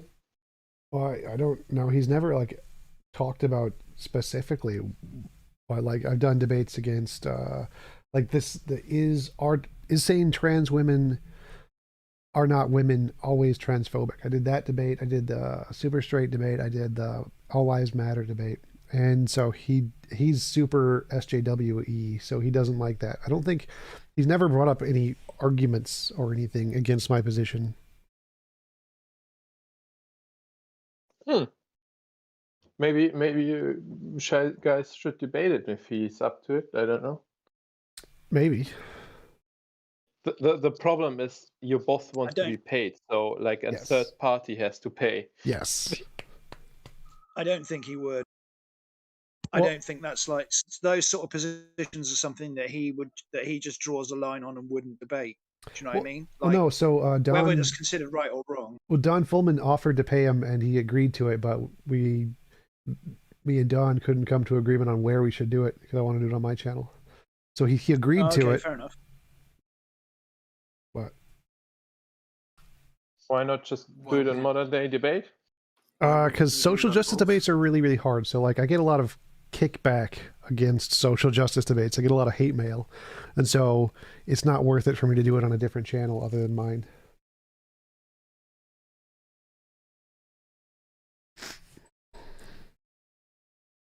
Is it not something you could just mirror to both of yours, or how does that work? Well, the problem is that I would get a lot of hate, but not a lot of support. So unless it was on my channel and people were actually drawn to my channel as the primary source, then it wouldn't get me anything. I just get a bunch of hate. So it would be a lot more work than it was worth unless it was only on my channel or primarily on my channel.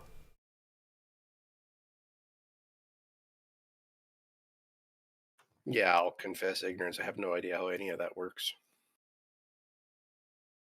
I don't know. Maybe if it's an important topic, you have to go out and risk it someday. Maybe like first try to understand Matt's argument better, or maybe try to guess which positions you have he might disagree with. Well, I've never heard him make arguments against what I said, so that's the problem. And since my arguments are more not like the other arguments of people who take those positions, because I don't really agree with those positions. It's more just arguing against the arguments, and so no one's ever responded to my arguments themselves. Like Vosh just said, I just define people as being transphobic. There's no logic behind it. I just define people as it. Like, well, that's not really logical. And then same thing with Jangles. Jangles like, I just define people as transphobic. Well, it's not coherent. Like you have to actually give a justification for why you're using that definition or that word. So no one's actually responded to my argument.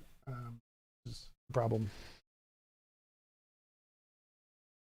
I don't know. Maybe go out of a limb, try to search their videos through, and maybe make just a video where you go through one of them and try to find like everything is recorded nowadays. So maybe you find Well, I've already done that. They where never made an answer. They never answer the question. That's the problem. Ah, okay. I didn't see that video then. I've done like 3 or 4 debates on the topic. No, I don't mean debate. What I mean is like a pre-recorded video where you search, like in background, you search through their videos and find where they make an argument about that topic, whatever topic it is, and then you basically just like many other YouTubers do that, where they just review content about someone else and say what they think about it.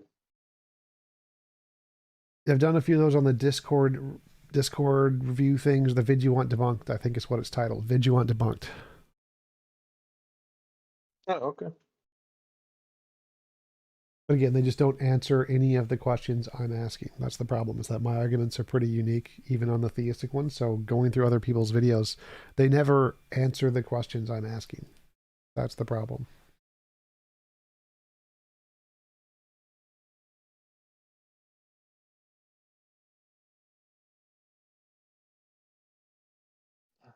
I didn't inform myself about your arguments, but maybe I have to look into it. I actually don't really know what your stance on trans stuff is, so I have to look into that. Well, my argument is more that the left is using the same arguments that Christians are using. They're using the same bad arguments and bad logic to criticize other people's positions. So they say anybody who says trans women aren't women is bigoted. And my argument is that no, it's not. They can just disagree. So like if they think that the appropriate way to use gender is synonymous with sex, which is perfectly legitimate, then they're not being bigoted. They just think there's a better way to use the words. And so there's no way for the people on the left, or they don't differentiate between disagreement and bigotry and just say anybody who disagrees is bigoted. And that's the exact same thing Christians say. Well, if you don't, like if you think in evolution, well, you just want to sin. It's evil. It's by the devil. And so their argument that the people on the left use is exactly the same as the arguments that the religious people use is that, oh, you're just evil if you disagree, which is not an argument. And so that's the problem, is that people on the left use the exact same arguments as Christians. And that's what I'm objecting to, not specific, like trans rights issues. I don't really care about. I care about the fact that the people on the left are using the exact same silly arguments that the religious people are using. I agree to a degree. So the thing is that there is a difference in the perceived sex of someone and the actual sex. Let's just use the word like thing. And people try to use the word gender as the perceived one. Some people. So that's the point. Is some people. And some people don't. Yeah, I understand. And some people don't. As you say, some people don't. And yeah, there's like a disconnect between them. And yes, I agree that the left should just say, yeah, I don't care how you word it, but there's two things we are talking about. And yeah, maybe they should do that more.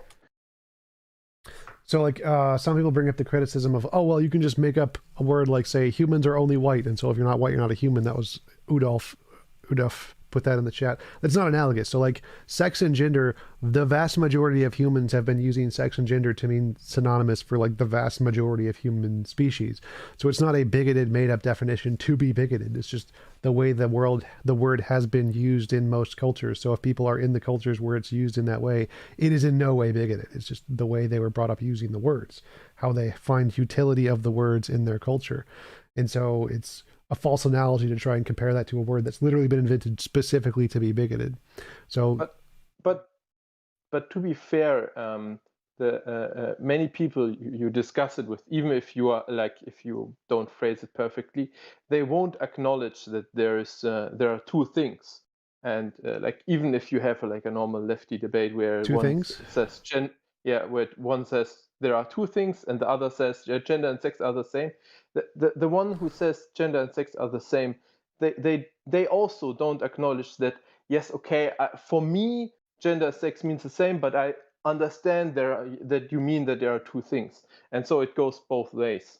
Well, I don't think so, because the only people who are saying, like, the people who are saying it's only one thing, gender and sex are the same thing, is saying that it corresponds to something in reality. It's like a physical state, chromosomes, gametes, whatever. And the people who are saying it's sex and gender are separate things are saying it's a psychological state. And so there's a legitimate reason to disagree and think that psychological states are not as legitimate as empirical facts about the world. And so if you use a word to represent a psychological state, it's less legitimate than one that represents a physical state. And so that's perfectly legitimate disagreement to have. So that's fine. The problem is that if you say they're bigoted because of that, that's the problem. Like, it's totally fine to disagree about the word usage. That's okay. Yeah. The problem is when you call someone a bigot because they disagree, that's not okay. So if I don't just think, to clarify, I wanted to clarify. So if the people on the left were just saying, I think your definition of gender is wrong, and I think this definition is right, that's a perfectly legitimate argument. I think that's a good argument to have, but it's not a good argument to say you're bigoted because you use the definition differently. That's not a good argument. Yeah. So one thing I want to add to is, and then I'm shutting up, is I don't think like you can easily say something is purely psychological and something is purely body dependent or DNA dependent. These things like mix and mesh, like our psychology is like an emergent property out of our body, and therefore I think like also this perceived sex isn't entirely psychological. There can be DNA components, there can be things. It doesn't only mean like this. It's just a social thing. Well, that doesn't matter. So like we know for a fact that there are neurological correlates to conservatism and to Christianity. It doesn't matter. Those are still ideologies. It would still be wrong to treat conservatism as the same as being I don't know, African or American or something. There's still a substantive difference between the ideologies, which are primarily constructed in the mind, and actual physical traits, which aren't. So the fact that there are certain psychological tendencies or that are associated with biology and neurological states doesn't make it not an ideology. It's still an ideology. There's still a substantive difference between that and actual physical states.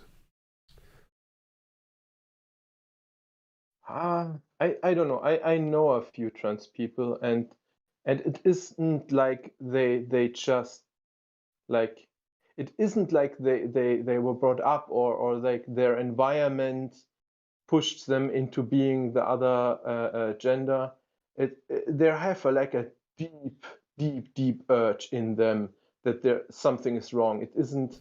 Well, that doesn't make sense. That literally doesn't make sense. So like the association to another gender, that's all just cultural traits. So like if you like the color pink rather than the color blue, or you like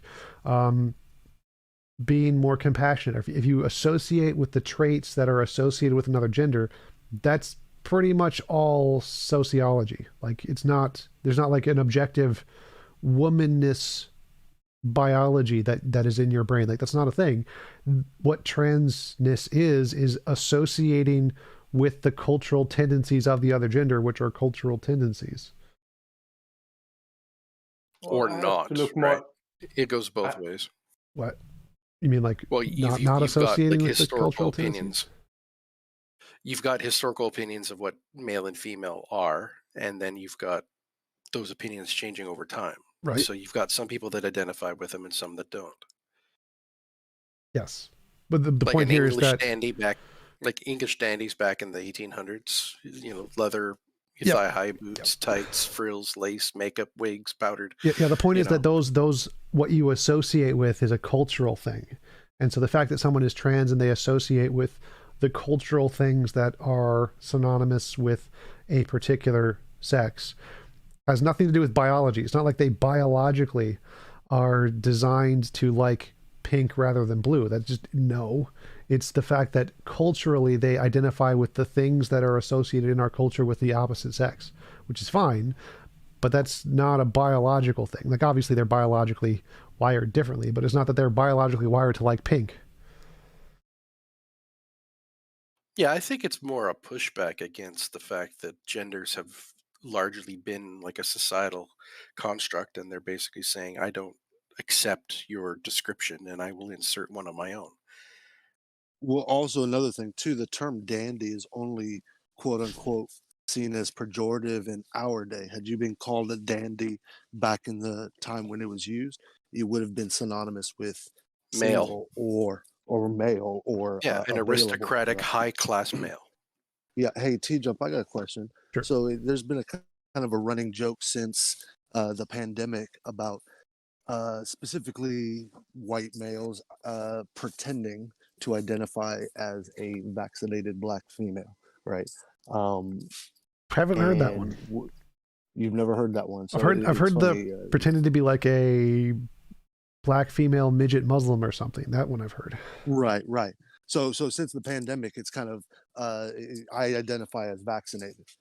Do you think that a lot of the logic that is used behind the defense of the transgender movement can kind of be reduced to those types of As in a essence, if somebody parody. could change their gender, as a parody almost. Do you think that? Yeah, so it's similar to like the spaghetti monster in that you're taking the same methodology essentially and applying it to a parody argument that is against their ideology. And I think that's a perfectly legitimate form of criticism. So that's a fine argument to make, I think. I don't know if it would be right or not. Well, it can't be right because vaccinated or unvaccinated is a literal physical description. Well, no, that's the point. That's the parody that it's making, is that gender and sex are meant to represent chromosomes and gametes. It's a physical state in the worldview of people who are more on the right. And so saying that you identify as woman is like saying you identify as vaccinated. It's a physical state that you do or don't have. That's why it's a parody. And that's the disagreement, is that people on the left are saying that gender isn't a physical state, it's a psychological state.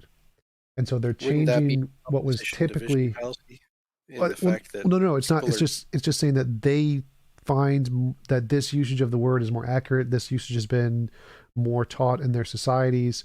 And so because they think this word is a better way to use the word because it corresponds to something in reality as opposed to a psychological state, or empirical rather than conceptual. And so it's like if we said, there's lots of examples, I can't think of them at the top of my head right now, but if we try to change the meaning of a word to refer to something that was used to refer to a physical thing, and then we're going to make it a conceptual thing, that's usually a degradation of the word. It's less legitimate. Whereas if we take conceptual things and make them refer to physical things, that's an improvement to the word. So like free will. We thought free will was this magical libertarian thing. We discovered that wasn't real, so now we use it to be compatibilism. That's an improvement of the word. Or universe or time. Time we thought was a conceptual thing. It's and then we discovered it's a physical field in space. And so it went from a conceptual thing to a physical thing. And so when we make words try to correspond to physical realities rather than conceptual realities, that's usually seen as an improvement, rather than going the other way around. When they refer to physical things, making them refer to conceptual things seems to be a degradation. And so the people on the right are legitimate to think of this as a criticism of the way we use gender, is that it's degrading the term from a physical state of gametes and chromosomes to a psychological state, which is less legitimate in many ways. If they left it confined to a pure physical description, then that would be one thing. But this is used as the root argument to build a broader picture of what a real man or a real woman is. And so, I mean, it's kind of like a half truth. You're both right and wrong. Well, I think that's a slippery slope. So like the fact, this is another one of the arguments that's commonly used, that it could lead to people being bigoted or whatever. So the fact that if we use words in this way, bigoted. Well, no. So it's again, I'm just doing another parody. So if this could lead to people saying this is the correct way to be a right or wrong woman, this usage of the words, therefore this usage of the words is evil or something or bad, that's a slippery slope. Like the fact that some people may use this usage to justify other bigoted positions or other wrong positions doesn't mean that this usage of the words is wrong in and of itself. That's a slippery slope. So the fact that one of the common arguments on the left is that, oh, well, this is used by Nazis and bigots to be bigoted against trans people. Well, that doesn't matter. If the argument is still legitimate, then you can't say because it's being used by bad people, therefore the argument is bad. That doesn't work. That's a fallacious argument. So even if people use this in a bad way or something to support their bigoted perspective, that doesn't mean that it's an illegitimate position to hold in the first place.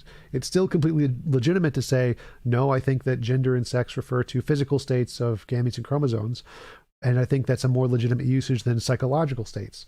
And even if some bad people tend to use that for even more, or like worse, bad, bigoted reasons, that doesn't make it the original statement wrong. It's just a slippery slope.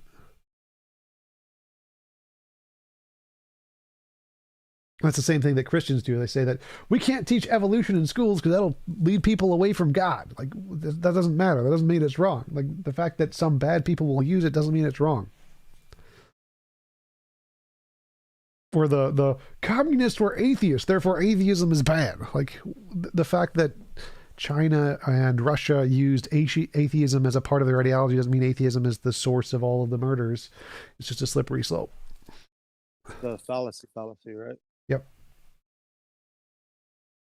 It's also kind of ironic because although they used it as part of their ideology, were they actually really atheist, or did they just sort of supplant their great leader in the position of God and still have kind of a theist aspect towards their ideology? If that makes sense. Yeah. So you can say that the attribution of the mass murders was more to the dogmatic acceptance of a particular voice or a particular leader over all others.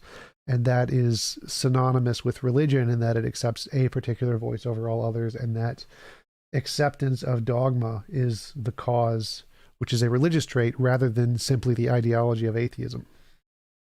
I think North Korea is a great example of that, because they literally supplement the great leader and say that he was anointed by God and all that kind of stuff. Like, they literally put him in the position of a living God on earth, right? Yeah, I think they said that the necrocracy, where the dead guy is still the leader of the country, is the first necrocracy, as Hitchens put it. Yeah. Thanatocracy. Thanatocracy. I believe it's.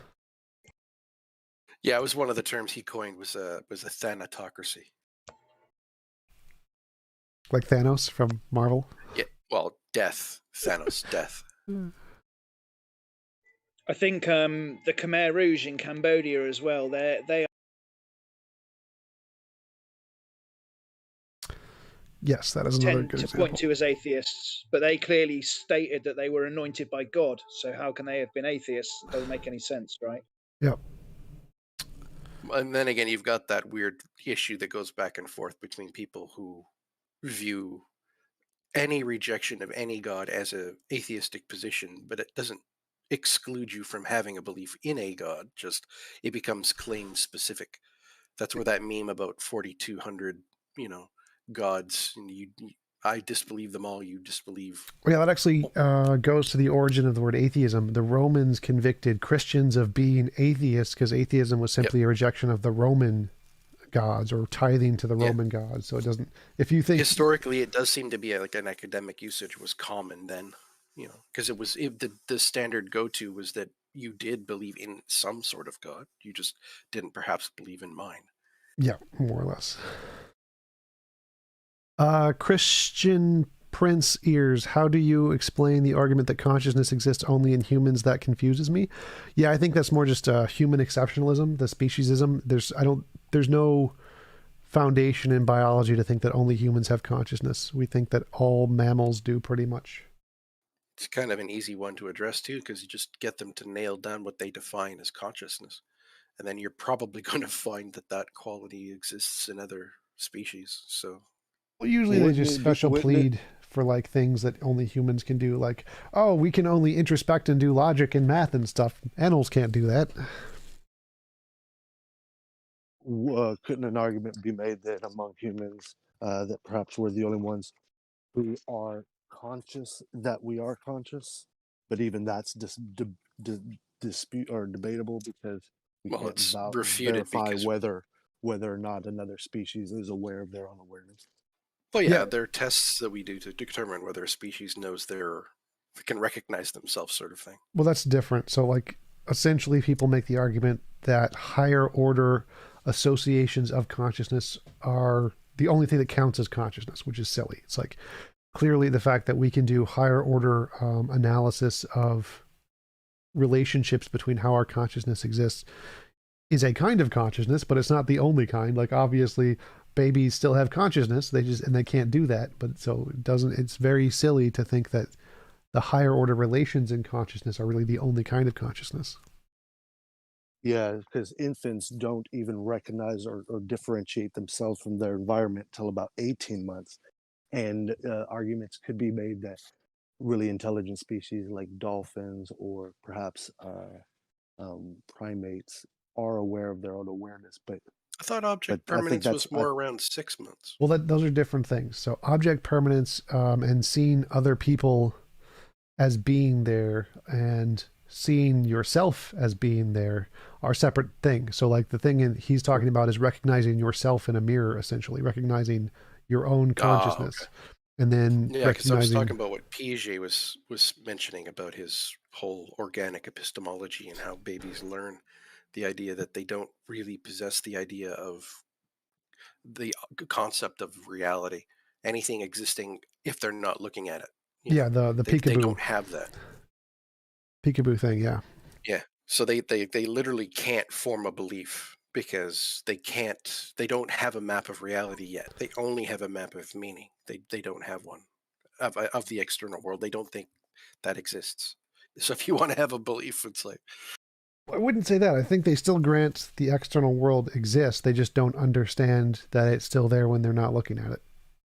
Like it can only that's be usually how one formed. defines the external world, right? It's the stuff that stays when you don't look at it. No, it's there. If like you can say the external world is in front of you, like right now my TV is in front of me, and I can be not aware of any of the other things anywhere else, and I still believe in the external world. I just don't believe it's very big. What about when you're having a dream? You're aware of a world that doesn't really exist.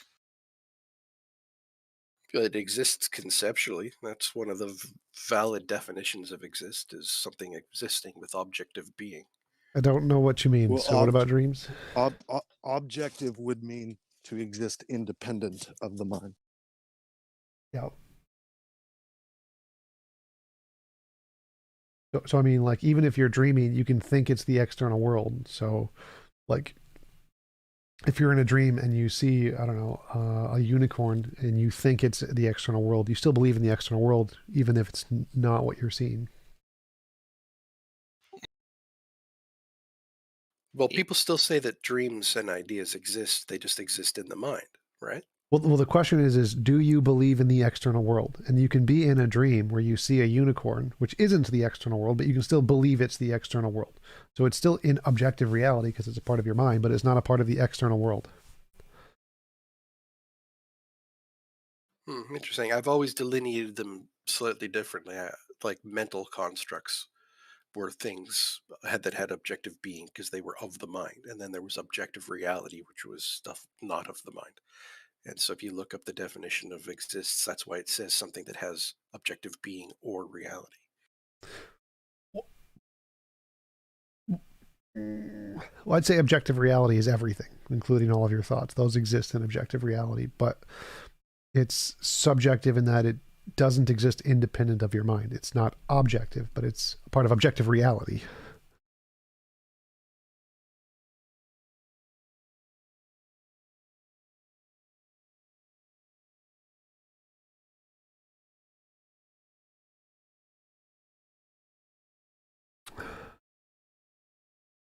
So would it cause confusion to say that dreams exist in the mind, or No. it would be less precise than something else? I think it's fine to say dreams exist within the mind, and they exist subjectively. It's a subjective experience. But everybody has dreams, so doesn't that make it objective? Well, your dreams exist in reality. They exist in objective reality, but they're only accessible subjectively through the mind. So if your mind didn't exist, they wouldn't exist.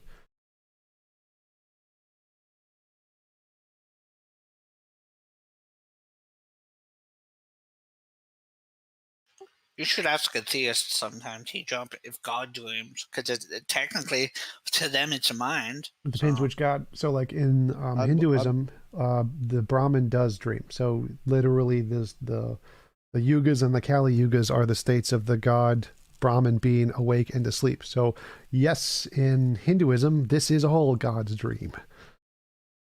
And in Hinduism, they'd also say that God dreams every possible dream simultaneously as well.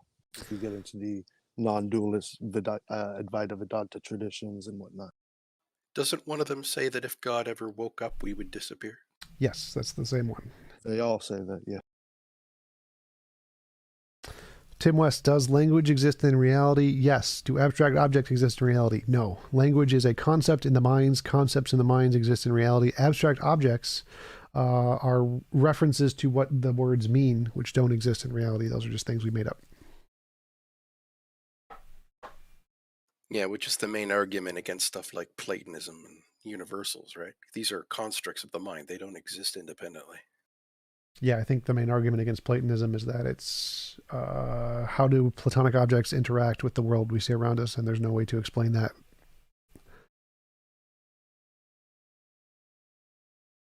like what things are and what we name them. What? Like a cup being a cup, it's not like inherently a cup. We just call it a cup. Yes.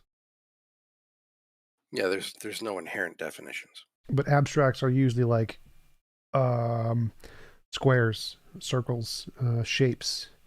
Like if there is a cupness, a thing that made something a cup, the essence of cup, that would be an abstract.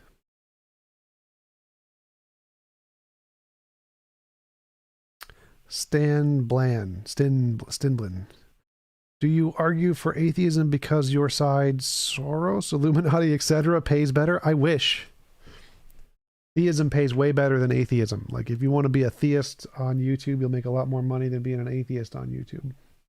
Yeah, it's one of the things I used as a tagline once, is the fact that as a member of the clergy project, if you were to convince me that a God exists, I would go onto the speaking tour and make millions. And I would agree to split with you the money, the millions that I make in speaking tours talking to theists, but you have to convince me a God exists. Captain Rabbit, couldn't Platonic forms be quantum fields like Tom says morality is? No. Well, I mean, they could, but that would make them not Platonic forms anymore. Yeah, by definition, they would be real things. Hey, TJump, so I know that we disagree on this, and I don't want to get into a debate on this, but with regards to the Platonic forms, if the external objective material world didn't exist and everything was predicated ultimately on the subjective, wouldn't that be one way to reconcile the external world that we experience and the Platonic forms or universals? I don't know exactly what that means. Like, because Platonic forms are supposed to exist independent of minds. Like, if it only existed in a mind, then it wouldn't be a Platonic form. Platonic forms are things that are independent of all material and conscious states. So, like, if it existed in a mind, then it would just be a conceptual state. It wouldn't be a Platonic abstract. True. Tell me if I'm wrong, but I've always viewed Platonic ideals and abstractions and universals and stuff like that as though the person is trying to claim that there's some sort of third state to reality, where there's mind and then there's not mind and the physical stuff around us, but then there's this third state that imbues meaning from the outside in. Yep, usually the universals. So there's like this essence of relation stuff. Well, so to that point, so the reason why I asked is that so less along the way that Plato and Plotinus use Plotinus? I'm sorry, Plato, the way that Plato uses his conception of the forms. How about the way that the Eastern Orthodox use the conception of the logos, where they kind of have a rough equivalence between their conception of logos and Plato's conception of the forms? Oh, yeah, they just say that resides in the mind of God. Yeah, they just say that they're all just concepts. So they're all just concepts in a big mind, kind of like Brahman, the Hindu version, that everything is just a concept in God's mind. Yeah, so I think that's the way that the Eastern Orthodox, if the Eastern Orthodox were Hindus, they would describe the Platonic forms as having their ontological existence stemming from the mind and the consciousness of God rather than independent of it. Sure. But I wasn't aware that Plato didn't. I wasn't aware that Plato described the forms as absolutely objective or external to mind. Well, that So was a I appreciate debate. that. Well, yeah. That was kind of a debate that occurred between Plato and Aristotle, because Plato came up with both ideas of there being an ideal realm and a realm of forms. Aristotle kind of latched onto the idea that the forms mattered more than the ideals. So it was a bit of a back and forth between the two of them, to such to the point that Aristotle actually thought that there was such a thing as an Aristotelian soul, that instead of a soul being something that you had, you were a soul. And if you study some of the theology, Jehovah's Witnesses preach Aristotelian souls. You don't have a soul, you are a soul in the Aristotelian form. Okay, so with that, with the Jehovah's Witnesses, would they say soul is commensurate with person, or that soul is equivalent to nature or essence? No, you are a soul. So you don't have one, but everything that you label as you is your soul.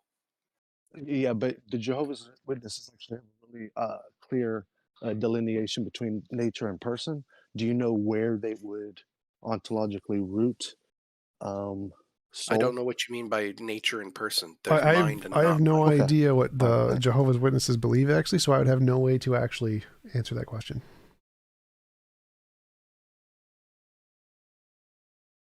Thanks, guys.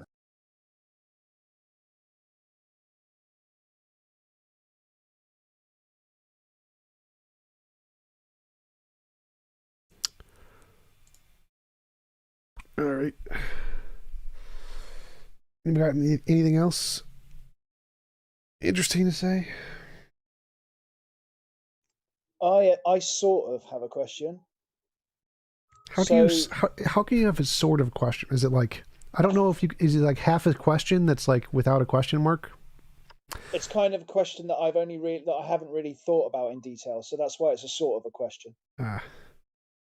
So, with your involuntary imposition of will, would you consider Alzheimer's to be an immoral, involuntary imposition of will Yes. of nature upon a person? Yes. Yes, that is I correct. figured that would be the case. It's something I have experience with, and I'm trying to put together arguments related to it without bringing the emotion into it, because I know, like, if you bring the emotion into it, people just dismiss it immediately as, oh, it's an appeal to emotion, blah blah blah. So I'm trying to put together some kind of logical idea as to how Alzheimer's disproves, at the very least, an all-loving Christian God. Yeah, so that's I like, don't see how the two things are compatible, you know. yeah. I was talking about that earlier with Scott on my live stream before the after show. It's called natural evils. So there are natural evils, which are things that nature does to you: earthquakes, hurricanes, tornadoes, and those things are considered to be a part of the problem of evil. Why did God create these things if he's all powerful and all loving? And so that's essentially, Alzheimer's would just be a version of the problem of natural evil. Cool. It's also worth mentioning that there is an apologetic that it doesn't matter what evil it is you're talking about, it was always the result of mankind's sin. Like even natural disasters are somehow still a result of mankind's sin. Yeah, it's supposed to be. That part's dumb, though. Tornadoes are your fault, Walker. You caused the tornado. Yes, because the gay quarter in the red light district in New Orleans was the only area that didn't get flooded, and yet all the preachers said the natural disasters are a result of sin. Yep. What is it? The Turn of the Frogs gay?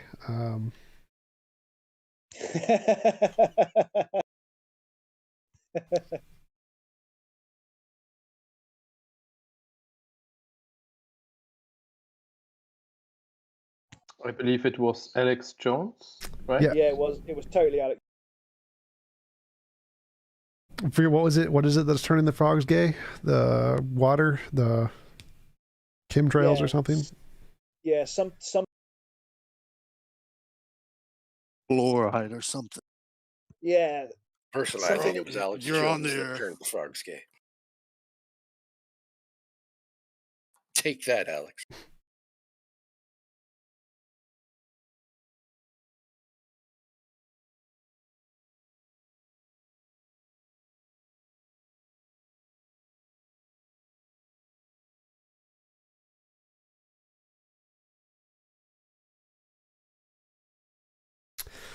All right, guys, I'm going to head off. Thanks for joining the after show. Thanks for watching, everybody in the audience. Thank you for the super chats and Patreon subscribers, as always, and I will talk to you guys later. Later, dude. Bye-bye.